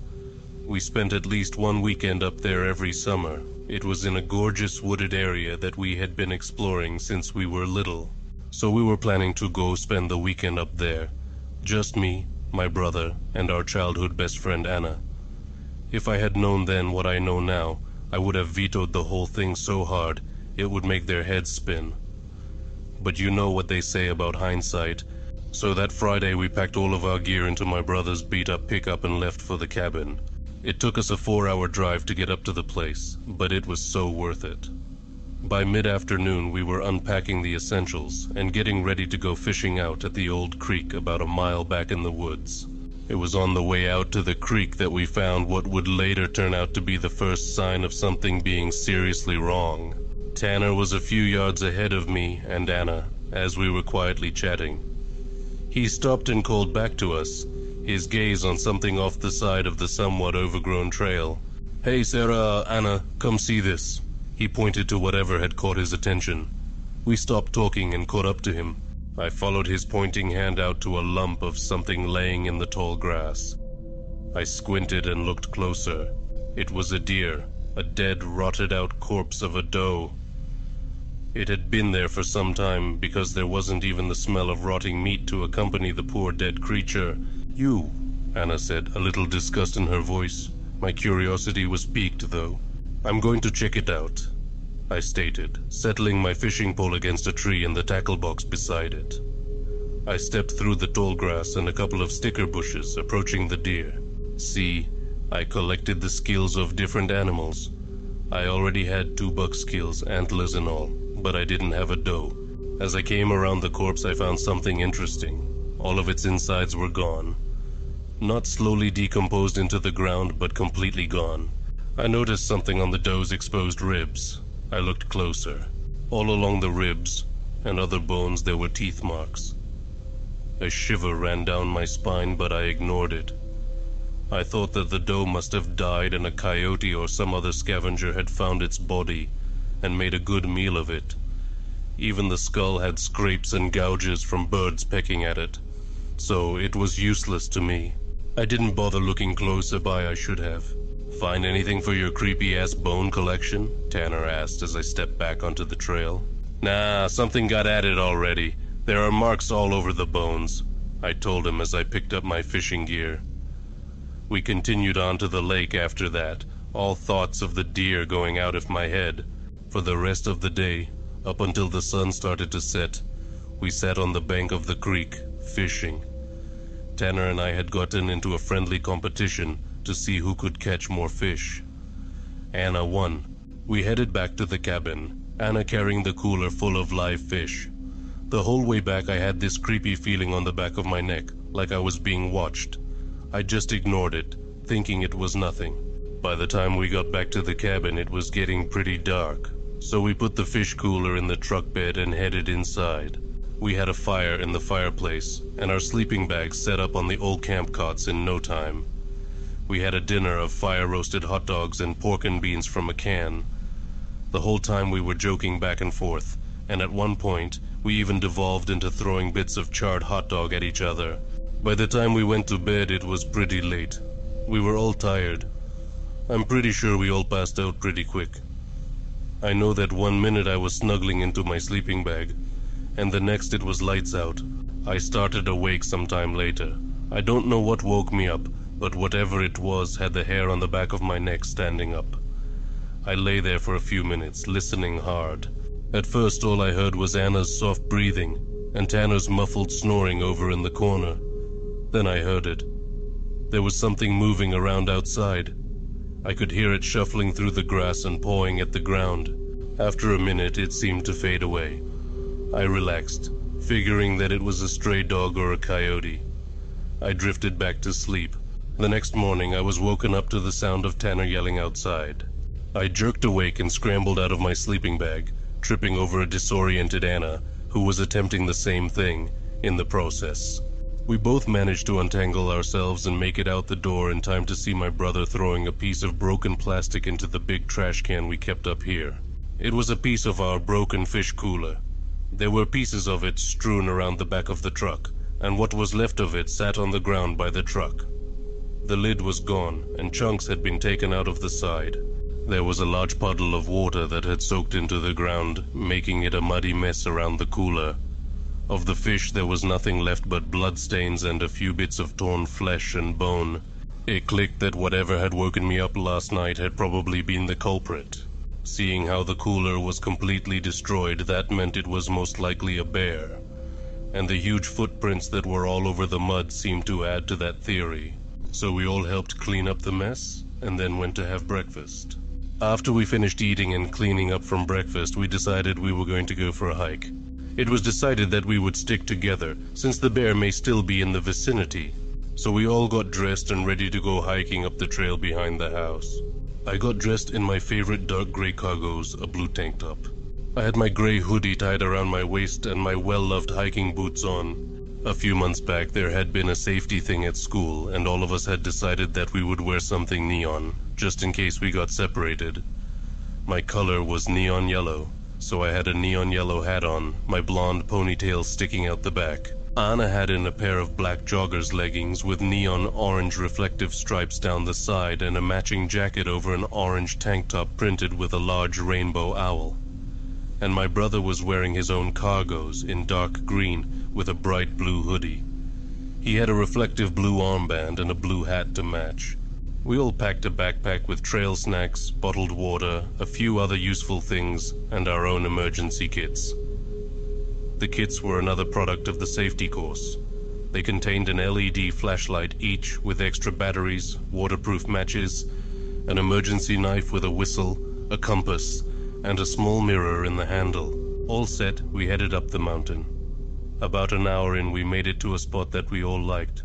It was an outcropping of rock that had enough space for us to sit down and enjoy a snack. The view here was incredible. After we rested and caught our breath, we kept going. It was around 3 p.m. when we made it up to the spot we usually hike to. It was a spot next to the creek where there was a set of small waterfalls that dropped down into a small pool before narrowing out and flowing down the mountain to the spot we liked fishing.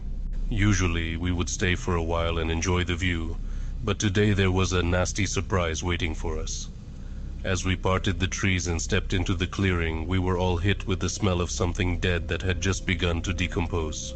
Laying next to the creek was the half-eaten body of a raccoon.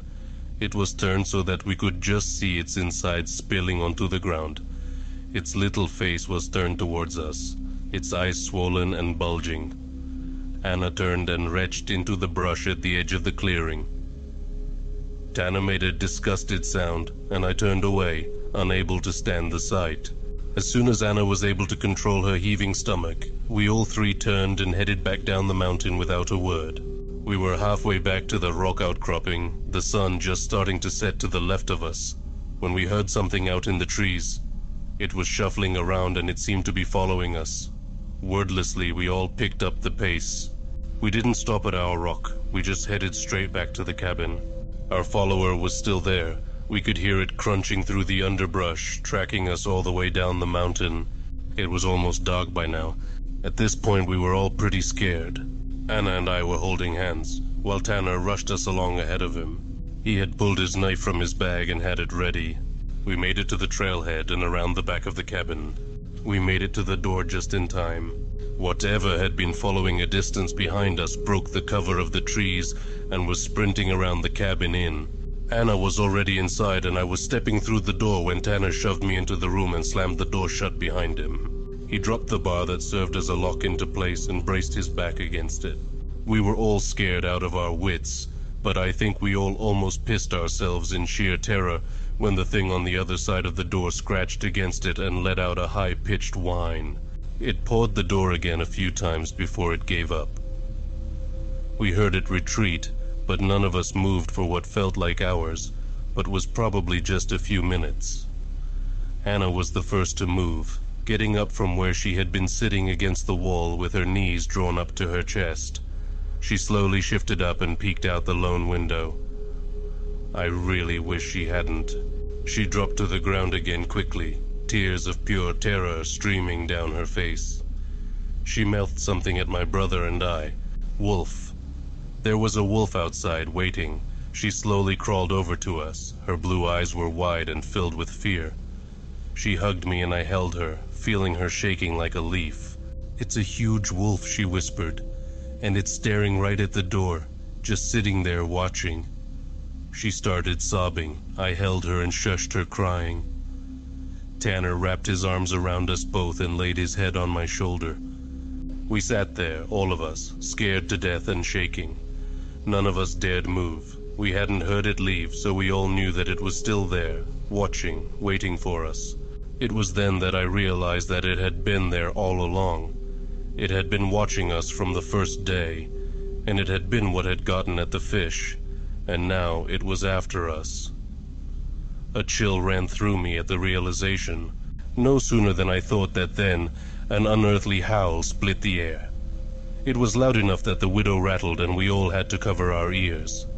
Hot tears pricked my eyes. I was so afraid in that moment that seemed to last an eternity. Anna's scream shattered the moment, this being the last straw for her. Fear lanced through me again, a fresh wave of icy terror. I don't quite remember exactly what happened next, just that suddenly she was up and running to hide, and then there was a horrible shriek as the wolf tore through the door. Tanner was dragged back and out of my arms, screaming, and the sound of snarling and growling followed. Something hot and wet splattered over my back and I fell, trying desperately to claw my way under the cabinet where the firewood was kept. Then it was back and tearing through the door. It slammed into me, and a white-hot pain tore through my shoulder as its teeth sunk into me. In that moment I could perceive everything. Its weight on my back, huge paws holding me down and cracking 2 of my ribs, blood pouring from my shoulder. Its teeth buried in my flesh, muscle and bones, and the putrid scent of its breath like something long dead and rotting. And then it was gone. All I felt was agony. I could distantly hear someone screaming, but it seemed so far away. I think I passed out then, for a moment anyway. The next thing I knew was being dragged across the floor by my pant leg. There was something shiny in my field of vision, and in my delirious state I reached out and wrapped my fingers around it. A knife, my brother's knife, and just like that, everything snapped back into place. My grip tightened on the hilt of the knife and I turned. The wolf had me by the leg, dragging me to the door. There was blood everywhere, and Anna lay across the room, her body torn apart. She was already dead. I reared up and slashed the knife down at the monster that had a hold of me. The knife arched down and sunk into a huge golden eye. The wolf dropped me and I yanked the knife free as the beast backed away, whipping its head from side to side. I scrambled to my feet and lunged forward, furious. I slashed at the beast over and over, stabbing and slashing, driving it back. It yelped when the blade connected. I kept slashing, fury and fear, both driving my hand until the blade lodged in the creature's neck and snapped free of the hilt. The monster wolf fell, eyes locked on me, wheezing and gurgling as blood poured out of its ruined eye and a few other wounds. I dropped to my knees, panting. The thing that had been hunting us since we arrived dropped, and its breathing slowed as its lifeblood poured from close to a dozen deep wounds, until finally, with one last rattle, it breathed no more. I curled in on myself, the fear of moments ago being replaced with a deep sadness and pain. The beast was dead, but so was my brother and my best friend. I let out a low moan, tears running renewed down my blood-stained cheeks, and then the world went black. I woke up in the hospital. It turned out that when we hadn't called our parents that night, as we promised we would, they had called the police. The 2 officers had driven up to the cabin and found my brother, completely torn apart, out front. And they had found Anna's body and me in the cabin. I was barely alive. I had lost a lot of blood from the attack. But the police officer who had explained everything to me had asked me something that made my blood run cold. He asked me who the man that had been found in the cabin with us, stabbed to death, had been. I told him I didn't know. They released me from the hospital a few days later. I never went back up to the cabin. I'm too afraid to face what happened there, too afraid to face what I have become. There are nights that I dream of running in the moonlight, hunting down poor defenseless creatures and sinking my teeth into their flesh, their blood sweet and tangy on my tongue. There are nights that I wake up, covered head to toe in dirt and grass, and blood, the taste of copper in my mouth. So now I believe in the things that live in darkness, horrible things that send you fleeing in terror, and I know that they are real. I know because now I am one of them. And I fear the night that I dream of hunting down some poor person and tearing into them. I fear it more than anything. And I fear the day that I don't fear it anymore. The day that I become a real monster.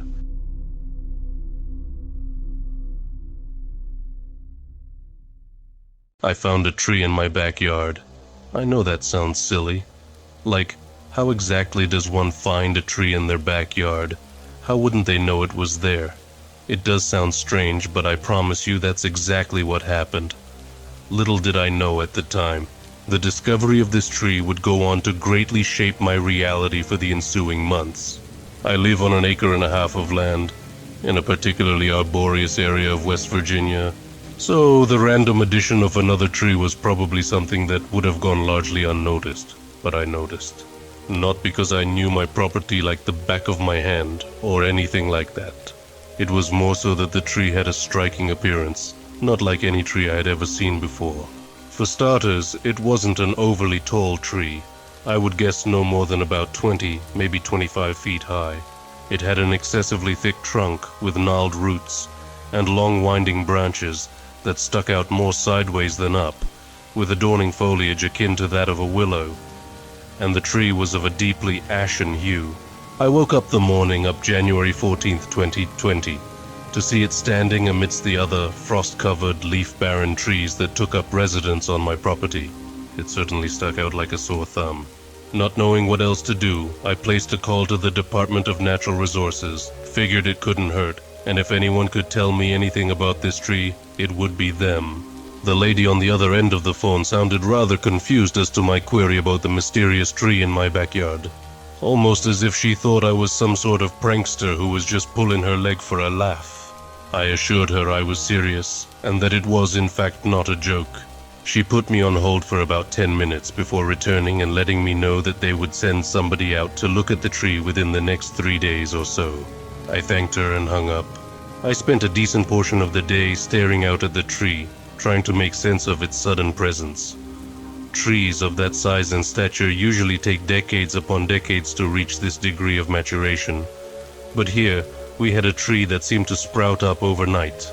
That night, and for several nights thereafter, I would hear a howling, tempestuous wind coming from the east that was sometimes accompanied by resonant, nondescript phonations.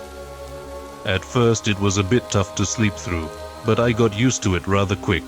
3 days later, a man named Russ, who worked for the DNR, came to my house to inspect the tree. He asked me where the tree was, and I showed him to the backyard and pointed it out. He pulled out a pen and a clipboard and walked up to the tree. He walked around the tree several times, writing stuff down on his clipboard intermittently and snapping a few pictures here and there before asking me if we could talk inside. I agreed and we went inside. He explained to me that after cataloging all the attributes of the tree, it didn't seem to match up with any species of tree that he was familiar with, or that should or would be growing in these parts. He admitted that he was at a loss. He then asked me how it got there, to which I told him I wasn't sure, and that it had just kind of showed up there 3 days earlier. He looked up at me with a raised eyebrow and went back to writing on his clipboard. He followed up that question with several questions about my mental health history, as well as my relationship with alcohol and drugs. I didn't really care too much for that part.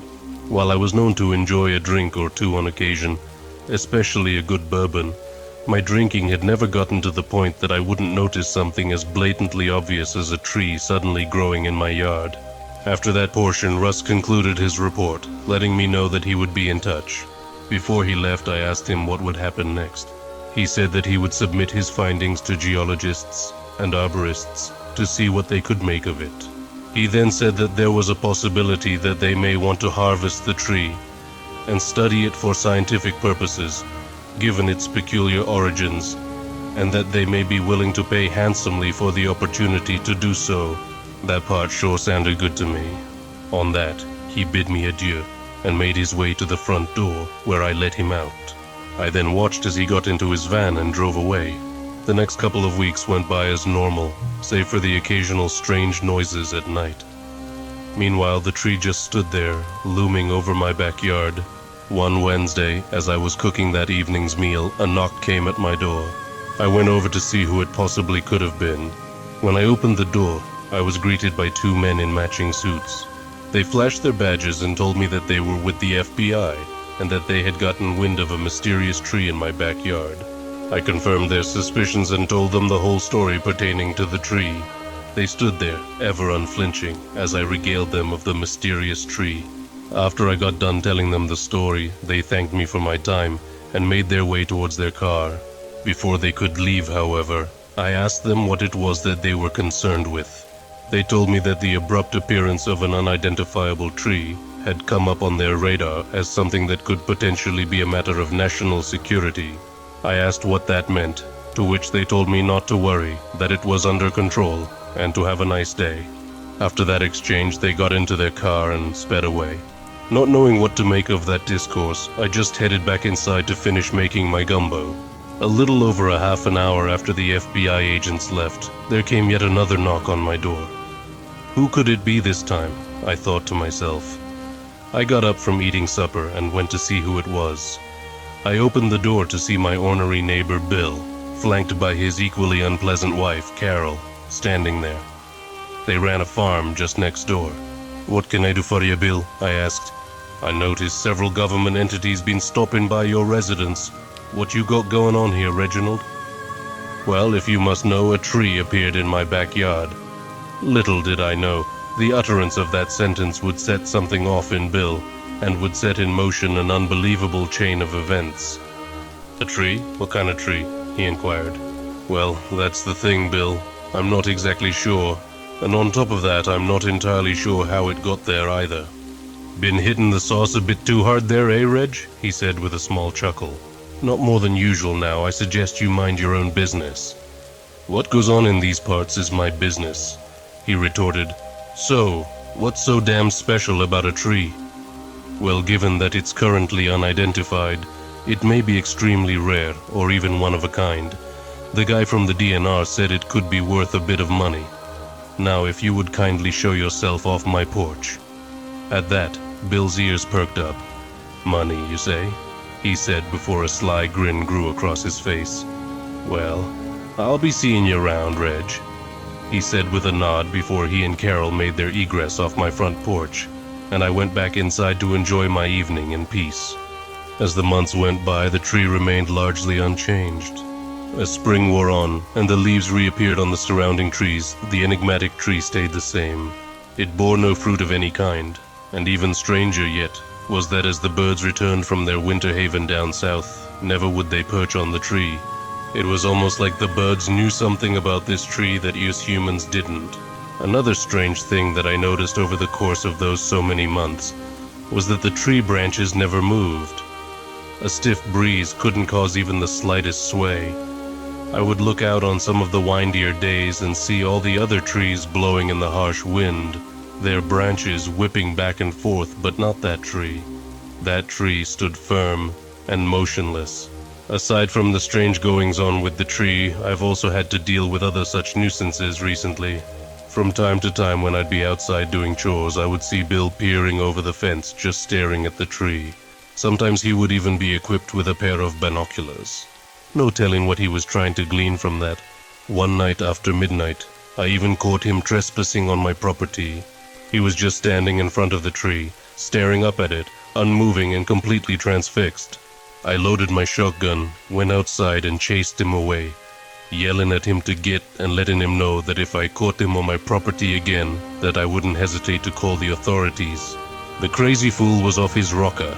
He had seemingly become obsessed with the tree. As strange as Bill had been acting, it was around early June that I encountered just about the oddest event yet since the tree's arrival. I was out chopping wood in the backyard when I noticed a caterpillar making his way towards me, just inching along on the ground. I bent over to pick him up and move him to the garden. After placing the caterpillar in a bed of marigolds, I turned around to see what must have been hundreds of caterpillars coming towards me, in what I imagine was about as hurried a fashion as caterpillars could go. They all made their way past me, into my garden and other shrubs. I may not know a whole lot about the migratory patterns of the common caterpillar, but it appeared to me that they were all inching away from that tree. I had never seen such a sight in all my life. A couple days after the incident with the caterpillars, as I was sat on my couch watching TV, there came a knock at my door. I turned the TV off, got up, and made my way towards the door. I opened it to see two people in white lab coats standing there. One was an older gentleman with gray hair, black, thick-rimmed glasses, and a very serious demeanor. Next to him was a younger lady with shoulder-length light brown hair and bright blue eyes. "Can I help you folks?" I greeted them. "Are you Reginald Walker III?" the man asked. "Sure am. And who might you be?" I responded. "My name is Dr. Ben Gosda. I'm from the Laramie Ronson Research Institute in Hialeah, Florida, and this is my research assistant, Gabby." "Hello," Gabby said, in a chipper manner, with a smile and a wave. "She's a geology doctoral candidate at UC Santa Barbara. We're here about your tree." Man, doesn't anybody ever stop by just to say hi anymore? I laughed to myself. "Sure," I replied, "but how'd you hear about me?" "We were contacted by the West Virginia Department of Natural Resources. We were then contracted to do research on the tree per your approval," he answered. Yeah, Gabby interjected with an ardent tone of voice. We believe we could be on the verge of a major scientific breakthrough with your tree, she said. Well, that would sure be something, wouldn't it? I replied. So, if we have your permission, would it be all right if we went back and examined the tree? Dr. Gosder inquired. Be my guest, I said. Great. We'll be out of your hair as soon as possible, he said in an assuring manner, before dismissing himself and heading to the backyard. I stayed inside and just got stuff done around the house, occasionally looking out to see how the scientists were doing. They were out there for at least a couple hours, taking measurements, documenting their findings and other such things. I didn't see them leave, but eventually I looked out the back window and didn't see them anymore. I hope they got what it was they were looking for. About a month later, I was out on the tractor when my phone began to ring. I pulled it out of my pocket and saw that I was getting a call from a number I didn't recognize, but I answered anyway with a typical greeting. Hello, I said. Hi, Mr. Walker, the voice on the other end said. Speaking, I replied. Hi, Mr. Walker, this is Dr. Gosder from the Laramie Ronson Institute. I was at your property about 4 weeks ago. How are you doing this morning? I'm well, how about yourself? I'm doing just fine. I'm calling to tell you that after speaking to my superiors about my findings on your property, we are interested in moving forward with more extensive research proceedings and are prepared to make you an offer for the rights to do further tests on the tree. Tell me, are you sitting down right now? Well, I'm currently on a tractor, so I am moving, but sitting nonetheless, I joked. That's when he said that they were fixing to offer me $178,000 to harvest the tree, for the purposes of doing further research on it.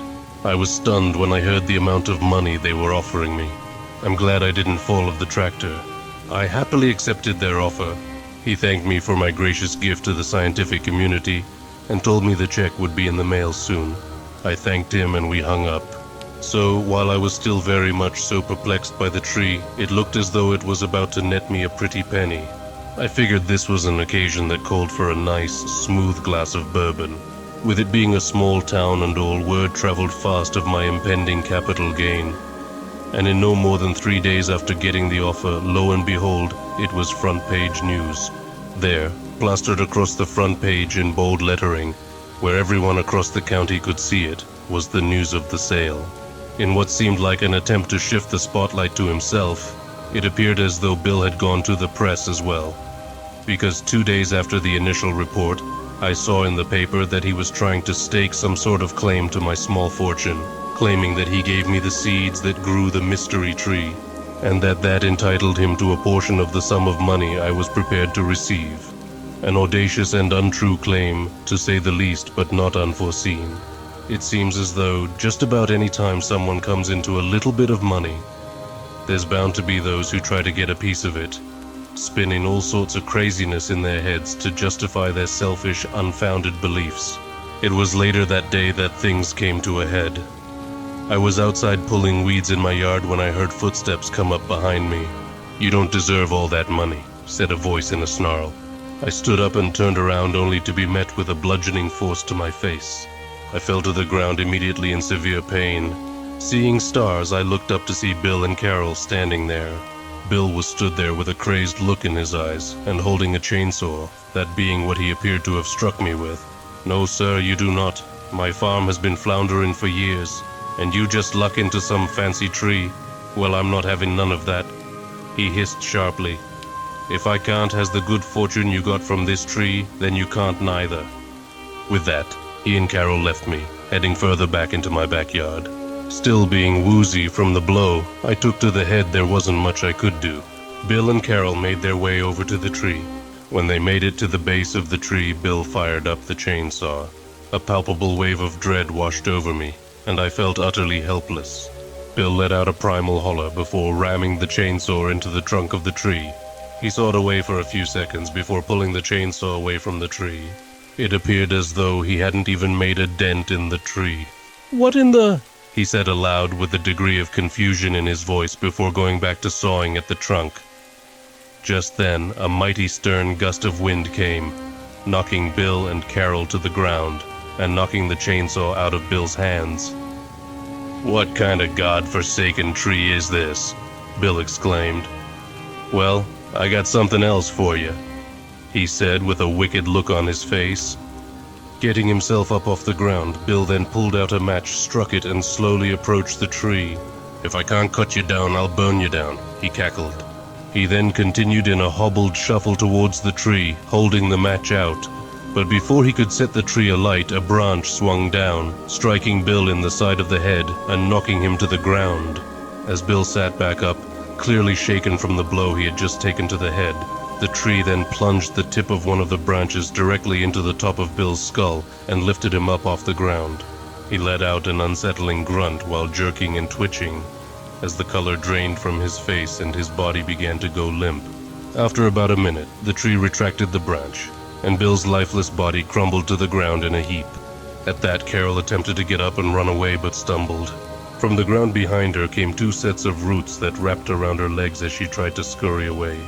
I then watched as she was dragged, kicking and screaming into the ground beneath the base of the tree. After that, I heard the same low bellowing sound that I heard the first few nights, which I could now only assume was coming from the tree itself. I couldn't believe what I had just witnessed. After several more minutes, and after getting my wits about me, I got up and collected myself. I went back inside and lay down on the couch. Figured some rest was certainly in order after all the night's commotion. On the morning of January 14th, 2020, I woke up to see a tree in my backyard that I didn't recognize, but now I'm starting to think that it may not be a tree.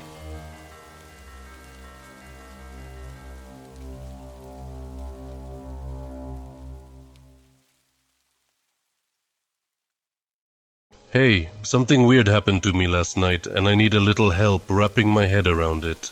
My wife Steph and I moved into this beautiful raised ranch home on 28 acres of forest in the Gatineau Hills yesterday, and I'm already regretting it.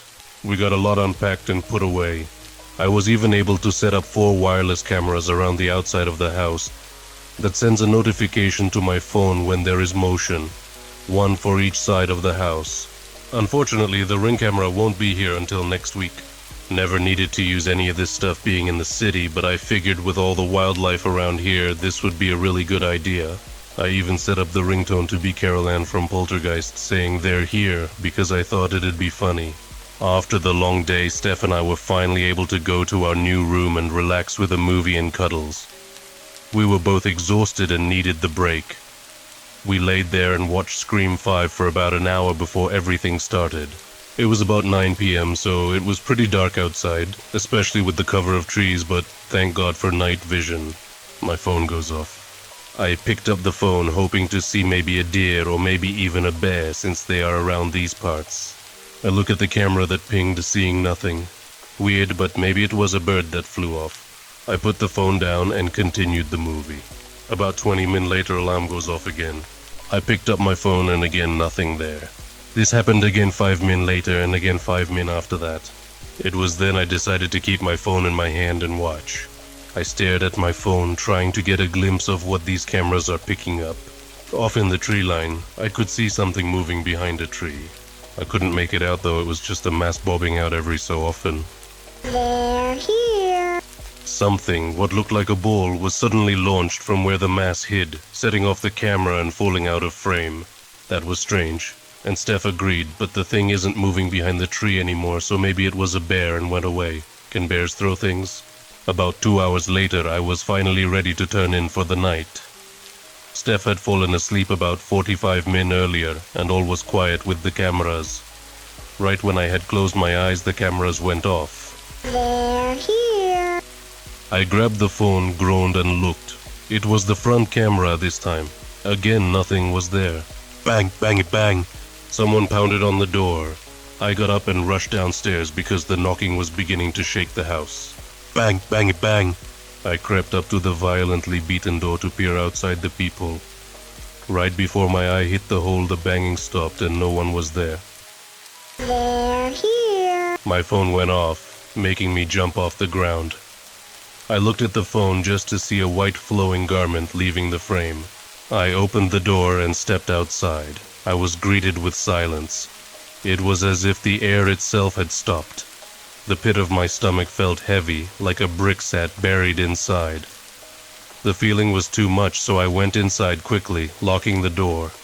I went around the house, making sure all the windows and doors were barred, turned off the lights, and went upstairs. Somehow my wife had just slept through it all and lay peacefully oblivious to the world. I sat there and pondered if I should maybe call the police, but decided against it, thinking worst, it's just some neighborhood kids knowing we just moved in. I laid down, but sleep had eluded me for a few hours, as I tossed and turned to await the terror to continue. I ended up falling asleep, but that only lasted 45 minutes when I heard it again. They're here. I looked at my phone, 3 a.m. Clicking it on the camera came into view. A lone girl with long flowing hair and a white gown stood on my back lawn. Her head was down so I could not see her face, and she just stood there. I sat there for a minute just watching, making sure I wasn't hallucinating from my lack of sleep. I ended up waking Steph up to show her and make sure I wasn't going crazy. Yeah, she is definitely there. She may need help. We should really go down, she said. I agreed and we headed downstairs. My phone was in my hand as I periodically checked to make sure she was still there until we reached the back door. I opened the door slowly and shouted, "Are you okay over there?" She gave no response, so I headed outside. I walked slowly, asking her if I needed to call the police or if she needed to come inside, as Steph stayed back in case she needed to grab the first aid kit. As I got within 10 feet of her, she looked up. Her hair parted from her face, revealing a white mask. Blood-red droplets painted on resembling tears fell from the eye holes. I was so thrown off by the mask I almost missed her dropping a knife into her hand, concealed by the gown. She ran towards me and lunged, screaming like a wild animal. The knife came out, slicing the inside of my arm. Blood squirted out, splashing her dress. I moved to the side, throwing my arms out and shoving her down so she rolled away and I had time to run. I ran, hearing her get up, and her feet pound the grass made me run faster. I made it into the door, slamming it just in time, locking it. Steph grabbed my arm, asking what the hell just happened and who the hell was that. We quickly ran to the kitchen to clean up the cut fast, while the psychotic woman banged on the door with a knife. They're here. They're here. They're here. As Steph grabbed the first aid kit, I looked at my phone. More people were walking into the camera. They were all wearing white flowing clothes, and the ones whose faces I could see donned weird white masks. I grabbed Steph and raced upstairs without a word. Now they were banging on the front door and windows all around the house, trying to get in. We ran to our room where I locked our door. I toppled our dresser, barricading us in. I ran to the window and looked outside. About 5 people were standing under, looking up, knowing where we were. I took out my phone and dialed 911. It rang while Steph bandaged my arm the best she could, but I needed stitches. 911, what is your emergency? The operator asked. I yelled into the phone, explaining the situation, asking for the police, and fast. She told me they were 30 men out and to hold tight in a secured place. My phone continued to vibrate as more and more came out of the woods. I grabbed the baseball bat from under the bed and handed Steph the knife I kept in my nightstand while the banging continued outside. A crash came from downstairs as they breached into the house. I could hear them shuffling downstairs, piling in. I held Steph close. We whispered our love for each other as the stairs creaked as they ascended them.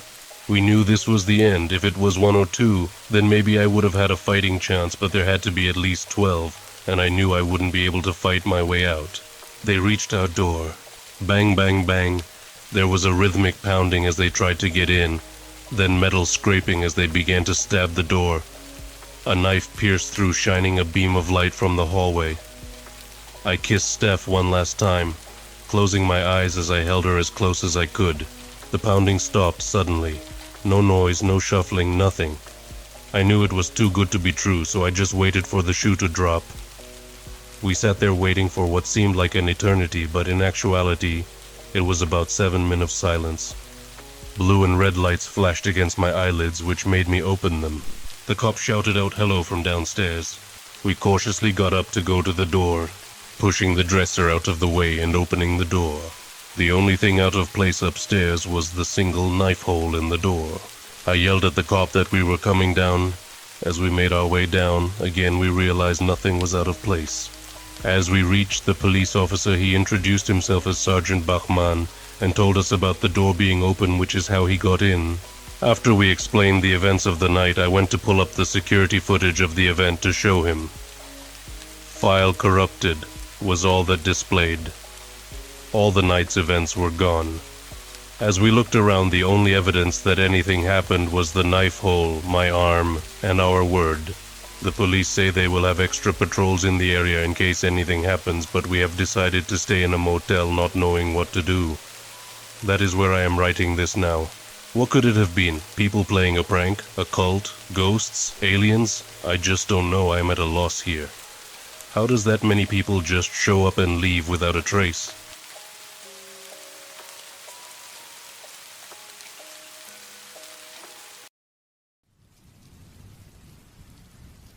Thunderstorms, the epitome of both nature's beauty and its wrath. I remember as a boy being terrified of them. Whenever a big storm rolled in, I would hide under my covers with a flashlight. My mother always assumed that it was the big claps of thunder hurting my ears that caused me so much distress. It seemed logical, but I never had any problems with fireworks or loud explosions in movies. At my core, I simply believed that there was something in the storm coming after me. As I grew older, the idea seemed silly. That was until last week. That was until the summer storm that struck the fear back into me. My wife and daughter Sylvie were on a trip to Boston for Sylvie's dance competition. I had to stay behind for work, which meant I had the whole place to myself. After I got home from work, I got in my comfiest casual clothes and threw on the TV for a night of baseball and action movies. The news was just finishing showcasing an emergency weather report. A massive thunderstorm was going to be rolling through in a matter of hours, and viewers were advised to take extra special care. I didn't care if there was a hurricane outside as long as it didn't interfere with my night. 2 hours later, I was deep into my Red Sox game when the mother of all sheet lightning lit up the sky like an atom bomb, and with it went my power. I grimaced at the empty room, my one night to myself, and now I had to spend it in the dark. I sighed and made my way to the fridge to grab a beer while it was still cold. I sipped my beer and merely stared out the window at the storm. The weather report wasn't exaggerating. This storm was an intense one. The winds whipped through the trees, tearing leaves and twigs from their branches. Lightning lit up the sky every few seconds, and with it the boom of thunder like great footsteps of a giant. I resorted to my childhood game of counting the seconds between flash and boom. The storm was growing closer, and soon it would be on top of me. That thought sent me back through time, and I found my childhood fear beginning to seep through me. The whistle of the wind began to sound like ghostly moaning. The branches of the trees were like great claws reaching for me. I tried to tell myself that I was being silly, but I couldn't help staring into the forest before me as if I was looking for something. I stared into the shaking branches, and I was convinced that there was something out there staring back at me. A growing part of me wanted to bolt upstairs and hide under the covers. Suddenly, a loud beeping erupted through the house, and I nearly jumped out of my skin. It took me a moment to register that it was merely the ringer for a video call. I smiled and laughed at my childish fear. The power may have been out, but I still had service. I opened the call, and the beautiful faces of my wife and Sylvie greeted me. Their smiles pushed away the gloom of the storm, and I found myself the calm, rational adult that I should have been. They had heard about the storm and wanted to make sure I was all right. After assuring them that I was fine, they told me all about their trip. Sylvie's team had advanced to the finals tomorrow morning, and I couldn't be more proud of her. My wife went to the bathroom, and Sylvie continued to tell me about all the exciting things she saw on the trip. I merely smiled and listened to her. Suddenly she grew confused and started staring at the window behind me. "Daddy, who is that out?" Sylvie began before the call suddenly ended, and I was left with a no-signal screen.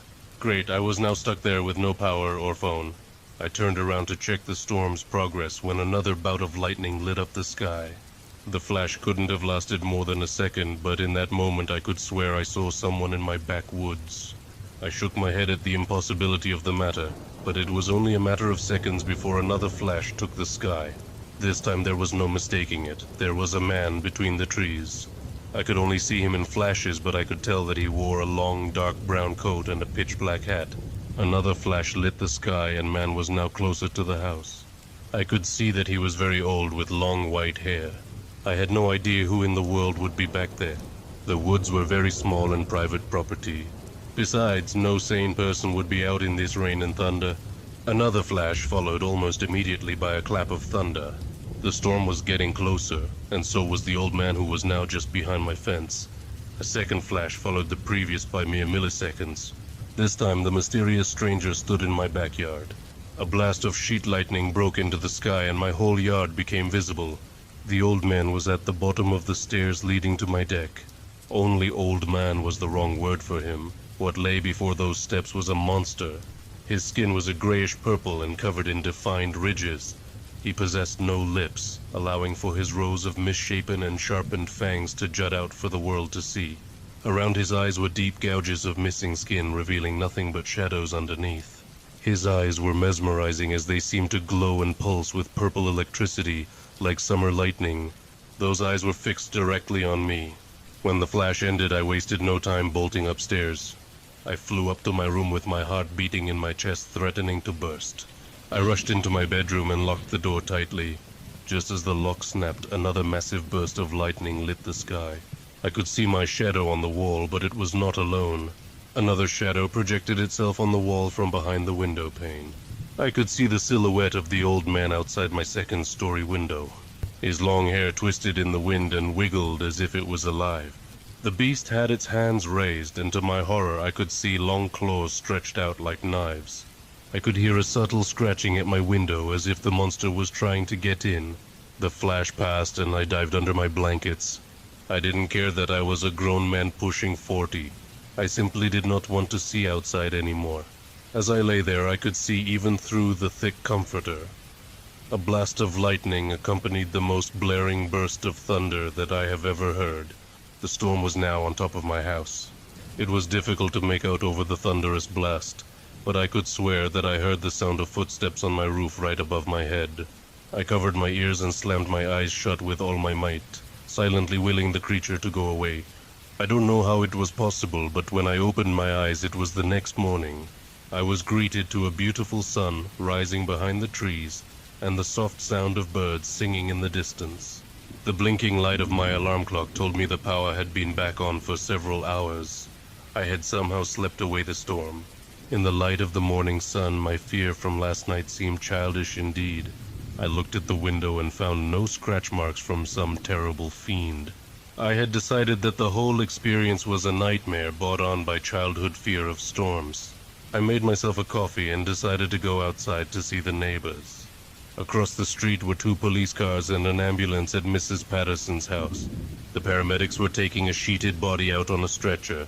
My next-door neighbor, Wendy, was watching in shock and horror, so I asked her what happened.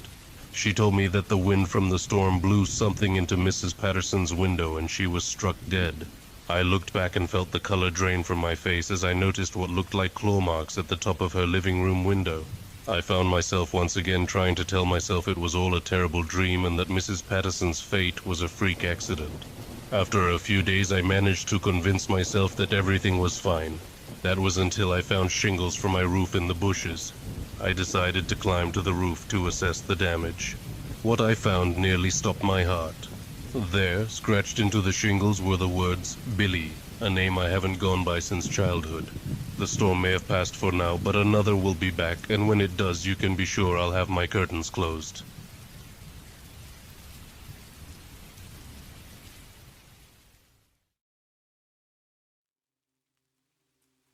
I don't like people much, and due to a slew of personal reasons, most people don't like me either. To punctuate exactly how much I don't like being around others, I just recently purchased a new house so completely out of the way that my nearest neighbor is at least 1.5 miles from me. That's right, just me and nothing but the animals and trees in all directions. Now, a lot of people would call me crazy for living out here like this. If some disaster were to happen, I'd pretty much be screwed, I know. But I'm at a point in my life where I don't think I care much about that. Well, I thought I didn't. I'm such a fool. Having left the town I previously lived in at about 7 in the morning, it was at least midday by the time I'd finally hauled my beat-up truck and the few possessions I own up the curving path to my new abode. Like a monstrous serpent of earth and gravel cut right through the dense pine forest, this driveway was about 1/3 of a mile long in itself. and full of so many rocks and potholes I was sure I'd get stuck. But due to some miraculous stroke of luck, I managed to avoid having to call a tow company. The trees and greenery finally fell away to reveal a clearing with a modestly sized cabin near its center. I stepped out of my pickup, slamming the door behind me, and causing a few birds to scatter from their nearby hiding spots among the thick and tangled pine trees. With gravel crunching underfoot, I walked around to the back of the truck and began unloading. Now, I said I didn't have many possessions. This is true. Regardless of this fact, it still took me about 6 hours getting it all unloaded. The furniture was the hardest part. Damn near broke my back dealing with the armchair. But like I said, I don't do company well, and this includes people for moving assistance. I groaned aloud as I stretched a bit, wiping sweat from my brow as I cast my gaze up toward the setting sun. Snap. It was a loud cracking sound that echoed deep from the woods. Must have been loud as hell because it was plenty audible even at such a far distance. Damn serious tree branch right there, I said to myself as I looked in the direction it had seemingly come from. The forest was so dense that visibility fell off at around 50 feet, being replaced with gnarled branches and darkness. Didn't help that the sun was halfway down, causing eerie-looking shadows to stretch across the lawn toward my house. Regardless of all this, I focused my gaze on the spot intently. A deer? Bear, maybe? At some point, I realized I'd been holding my breath for some silly reason, letting out a long exhale. Just when I was turning toward the steps that lead to my front porch, I heard it again. Another resounding snap that sprang from the dark of the woods. I whirled around to face it, but again, nothing was there. Jumping at damn twigs now? I asked myself, chuckling as I finally peel my gaze from the forest and walk into the cabin, shutting the ornately carved wooden door behind me. Standing in the entryway, I looked around my new home with a grin. It really was a nice place. Had that old rustic feel to it that resonated with all the classic mountain home vibes I'd been searching for. It had even been given some pretty modern appliances. Had some nice motion floodlights on the outside as well. And I got it all for what was practically a steal. Admittedly, I didn't feel like unpacking too much after all that heavy lifting, so the majority of my possessions would remain in this room for now, standing up against the wall in neat stacks. I slipped my work boots off and moved on into the kitchen to make myself some dinner. Well, dinner being a couple cups of ramen noodles and a beer. I realized with a groan that I'd have to go into town for some groceries, eventually. I went ahead and unpacked the TV and an old rocking chair, setting both objects down in my new living room so I could watch one of the many shitty B-movies I'd brought with me. I was a sucker for goofy horror stuff. I threw open the window next to me for some of that cool air and started digging into my ramen. Crack. I felt like I just about jumped out of my damn clothes when I heard it. Another snapping branch in the woods, but this one was closer? Yes, it was definitely closer. I settled back down in my chair, but my eyes were once again glued to the forest. Why was this setting me off? The damn woods were full of animals and sticks. It wasn't weird to hear a few snap now and then. Regardless of my attempts at telling myself how ridiculous I was being, I still gazed out the window. It was darker out there now, so I was even less likely to see anything. It was then that I realized just how quiet it was. Not counting the loud freaking branches, I mean. Not a bird call to be heard. Maybe they were sleeping, I thought. But why hadn't there any crickets chirping? I'd started to feel a headache build up in the back of my skull, sweat on my brow despite the cool air blowing in through the window. Okay, enough of that then, I'd said aloud as I get up from my chair with a grunt, promptly shutting and latching the window. I'd started to wish that I had brought curtains with me. Figured I wouldn't need any this far away from anyone else, but now I felt exposed, vulnerable even. But the old .22 rifle I'd brought up here with me did provide a bit of comfort. I started back on my meal that had begun to cool. Guess I'd been looking out that window for longer than I thought. Sometime later I'd cleaned up and gone down the hall to my bedroom. It was about 10 p.m. now, and a glance out the window showed only an ocean of blackness. It was one of those moonless, starless nights that made you feel like you were out in space. By now my headache had grown considerably, and I felt like I'd needed the help of my medication to get any meaningful sleep. Yeah, the meds are related to my issues regarding other people. Gulping a sleeping pill, I climbed on into the bed this cabin had also come with. The mattress was surprisingly a lot more comfortable than I thought it'd be too. Wouldn't be long before I'd drift off into another one of those long, dreamless sleeps I was so used to these days. Not long at crack. Up I sat, looking around left and right. But what greeted me wasn't the cozy walls of my bedroom. In all directions stretched nothing but dark, silent woods. If it hadn't been for the lantern, I wouldn't be able to see anything. Where'd this lantern even come from? Snap! Stabbing through the nothingness like a knife was that damn noise again. I didn't know what to do. Panic had begun to grip my insides like I was choking on freezing water. I had to get out of here. Crack. I had to run. No, damn it, no! I let out as I began my frenzied dash through the forest. Branches reach out from all sides like skinny clawed hands, ripping at my clothes and skin, but I couldn't even begin to care about my physical state at the time. I knew I just had to get out of there. Snap. Behind me, another one of those god-awful snapping sounds chased me from the dark as it drew closer. What? What was even out there? Damn it, what was it? My head felt like it was going to burst, and I was absolutely covered in scrapes and cuts. I almost fall and split my skull open on a rock I didn't see, but caught myself at the last moment. Crack. The noises were increasing in frequency and volume, I realized. It was getting closer. Tears stung my eyes as I cried out into the darkness, as if this would stave off the futility of my situation. But just when I thought all hope was lost, I broke free from the woods into a familiar clearing. Yes, yes, I yelled. I'd made it home, I just have to get inside, just have to... What I see in the clearing isn't my house. With the dim light my lantern provides, I see a tree. A massive tree. The trunk stretches high into the sky, and its many leafless branches look like the arms of some sort of colossal upside-down insect. Its twisted legs attempting to pluck the very moon from the sky. I'm transfixed by the sight, absolutely dumbfounded. Snap. The horrible sound from mere feet behind me had pulled my mind back into focus. But I know it's pointless to run now. I stand there rooted to the ground just like the tree before me. I didn't want to see what it is, like the mere sight of it will cause me harm. I refused to turn around. I just wanted it to be over with. Clenching my hands into fists, I shut my eyes tightly, waiting for the white-hot pain of an early death to tear through me. Then I woke up. Drenched in sweat, I opened my eyes to see the ceiling in my room. God damn, I'd said with a croak as I practically threw the sheets off of me. Rolling out of bed, I staggered into the kitchen to pour myself a glass of ice water. It felt so good, soothing my raw vocal cords. Had I been screaming in my sleep too? Those meds were supposed to keep that from happening, I'd thought as I rubbed my hand down my face. And why did that dream feel so real? That tree. I felt like I'd seen it before. It finally dawned on me after a few minutes of silent contemplation. I turned toward the back door, opening it after more hesitance than I probably needed. The backyard was expansive, surrounded by woods on all sides except the one facing my house.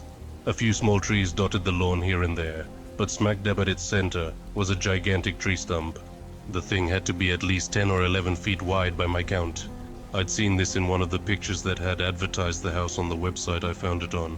Apparently most of the wood that made up my cabin came from this thing.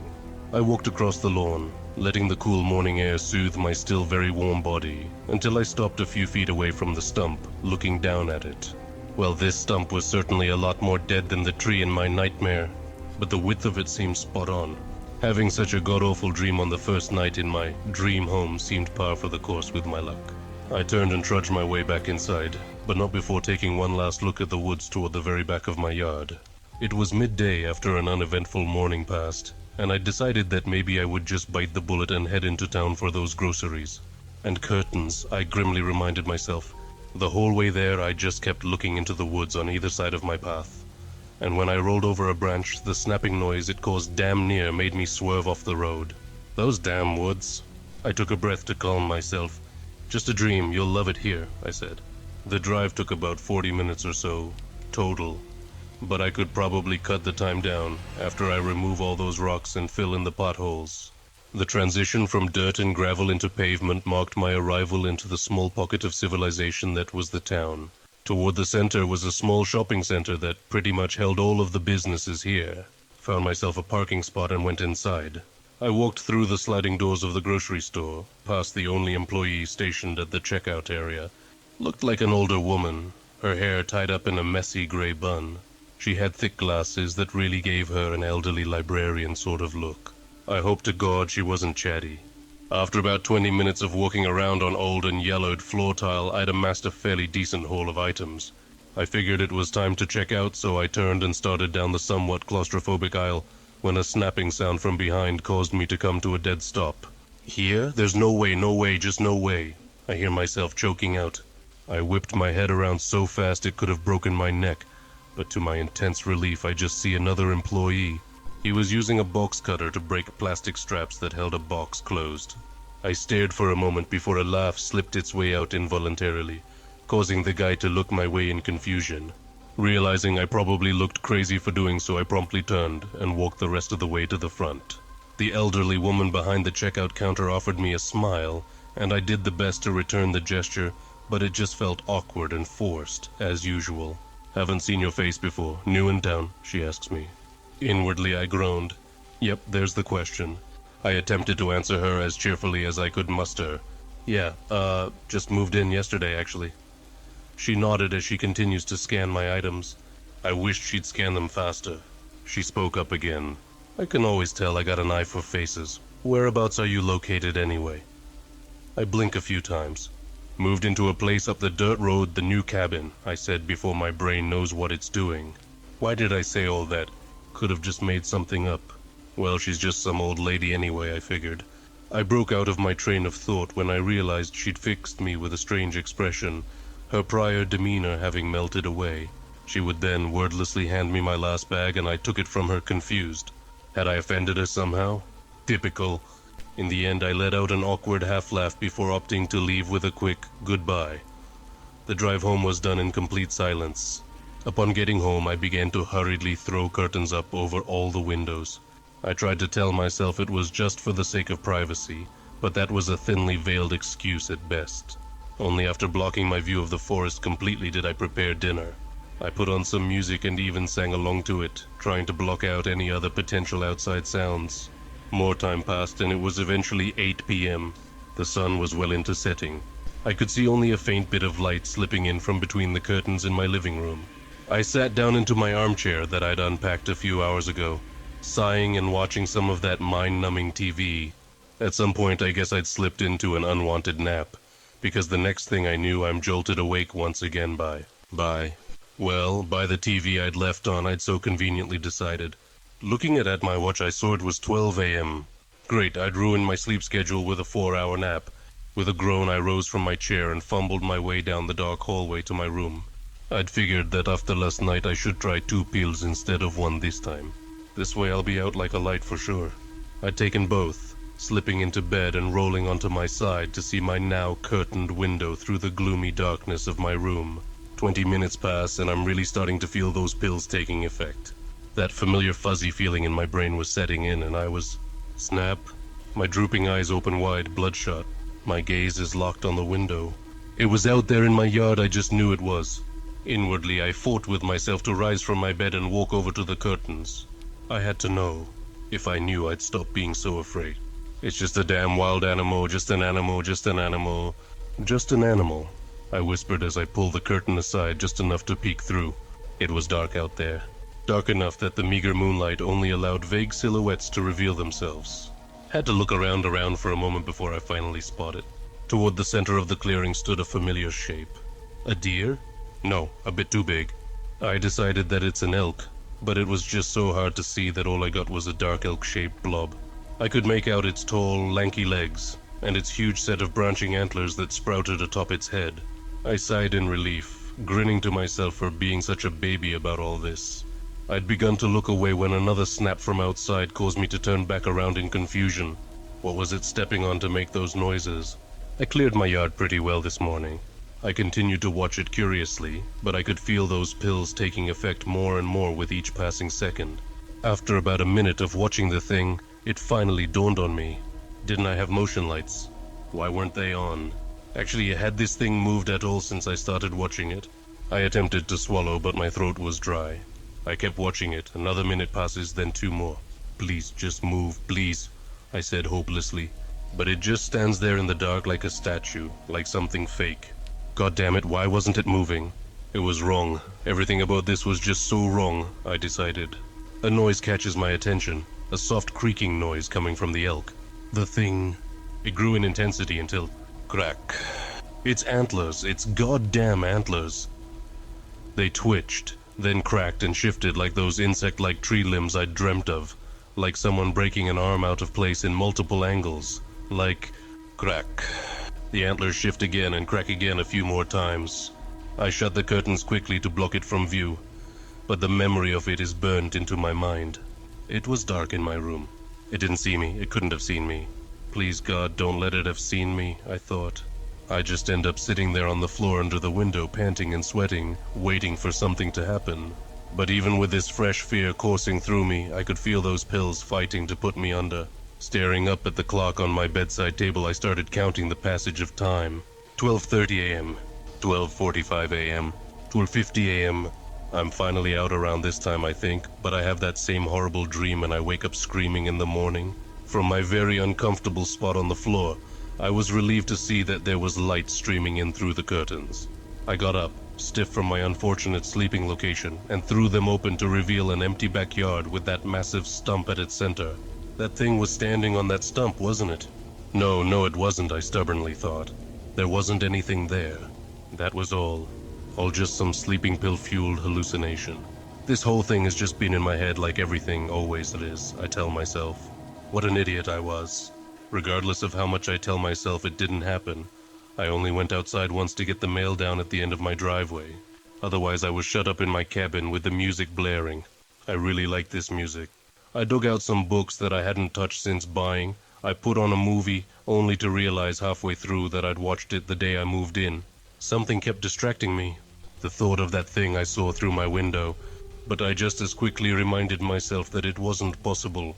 This was reality, not some nightmare. The worst things in these woods were bears, and even then they won't go out of their way to kill you. My attempts at reassuring myself were useless, and I could feel my anxiety growing as the hours slipped by. At around 6 p.m. I decided to shower, and I stayed in there for about an hour. Yeah, a hit to the water bill, but I really needed it. I actually did feel a bit better afterwards, too. Slipping into bed after changing, I sat there in silence.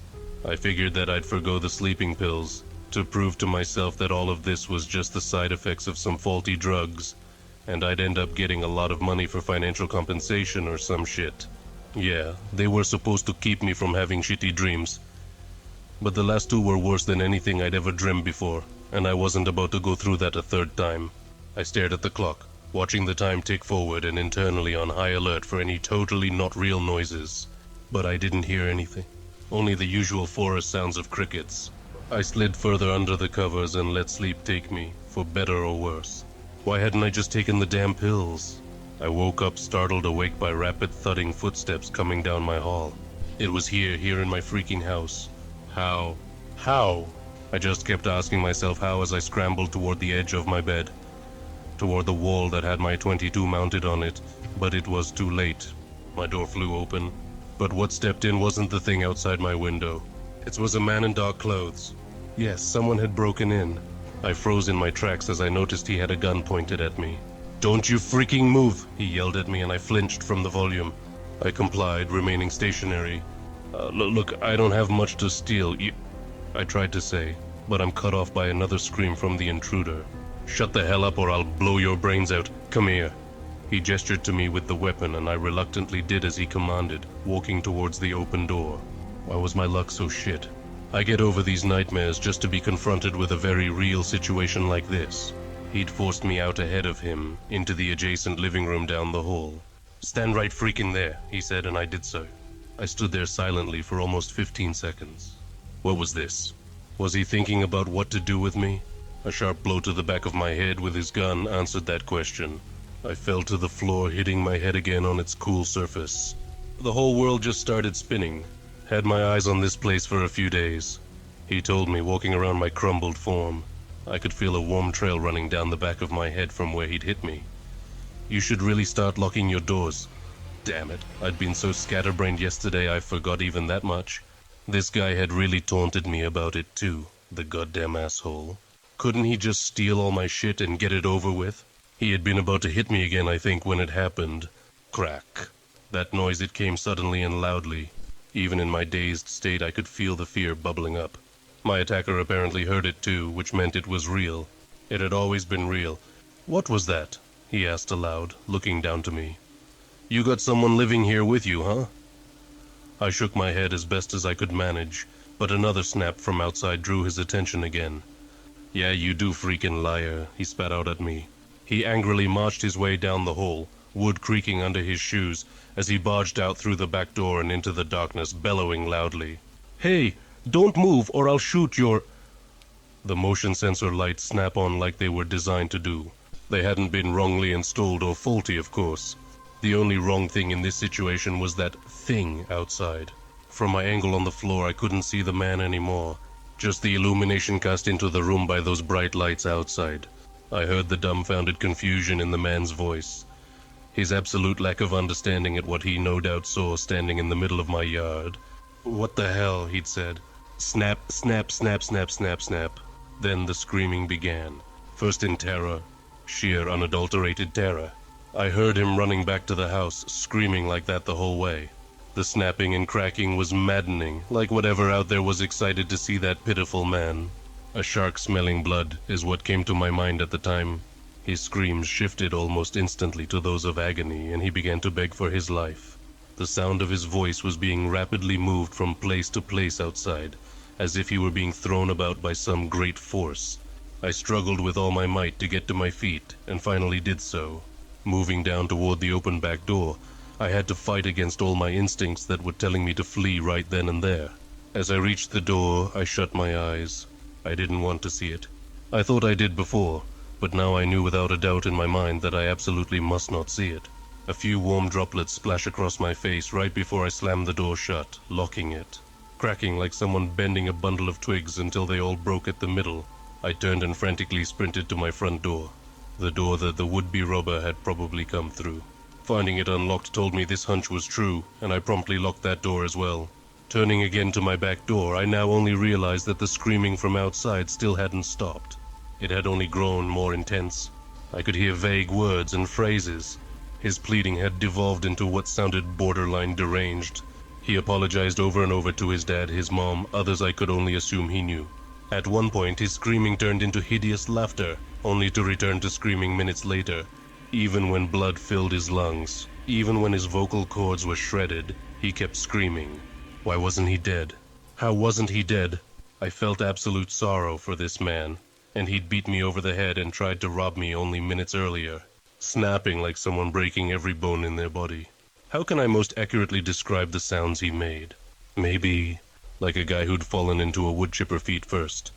But if his death was played out in slow motion, the man outside my house screamed like this for an hour and a half. I know this for a fact, because all I could do the whole time was stare across the room at the clock on the wall. What else could I have done besides sit and listen?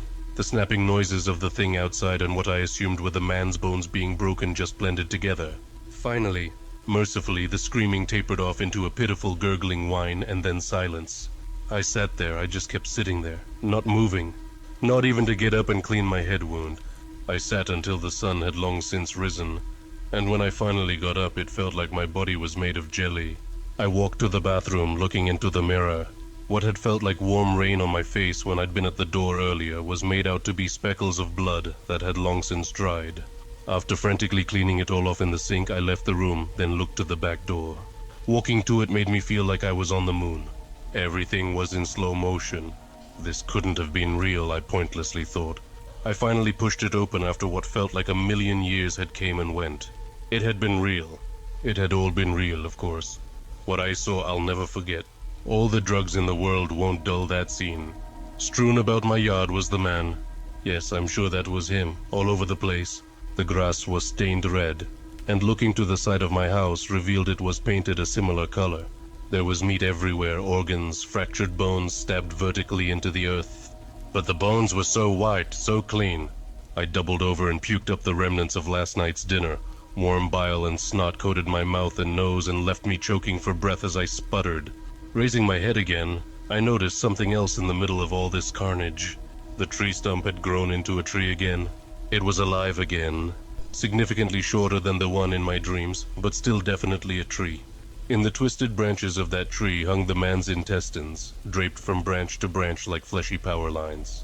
Across the front of the broad dark trunk, facing my house, lay his skin. It had been so intricately removed from his body that I could practically see the expression of frozen agony on its stretched face. The day went by in a blur and it's almost night again. I don't know what to do. I can't call the freaking police about this. What do I tell them? that someone broke into my house and then what? They carefully disassembled themselves and posed their body parts in my backyard. This is the kind of thing people get executed for, I imagine. My track record isn't the best to begin with. I decided it was best to just clean it up, to hide it all and pretend it never happened. It's hard getting several meters worth of guts out of a tree, especially when you stop to puke every 5 minutes. And I'll need to buy a power washer for my walls. But I realized something else while I was out there cleaning that asshole up off my lawn. And this horrible thought only solidified into truth when I heard the increasingly close snapping of branches out in the woods a few minutes ago. That tree doesn't look like it's finished growing yet.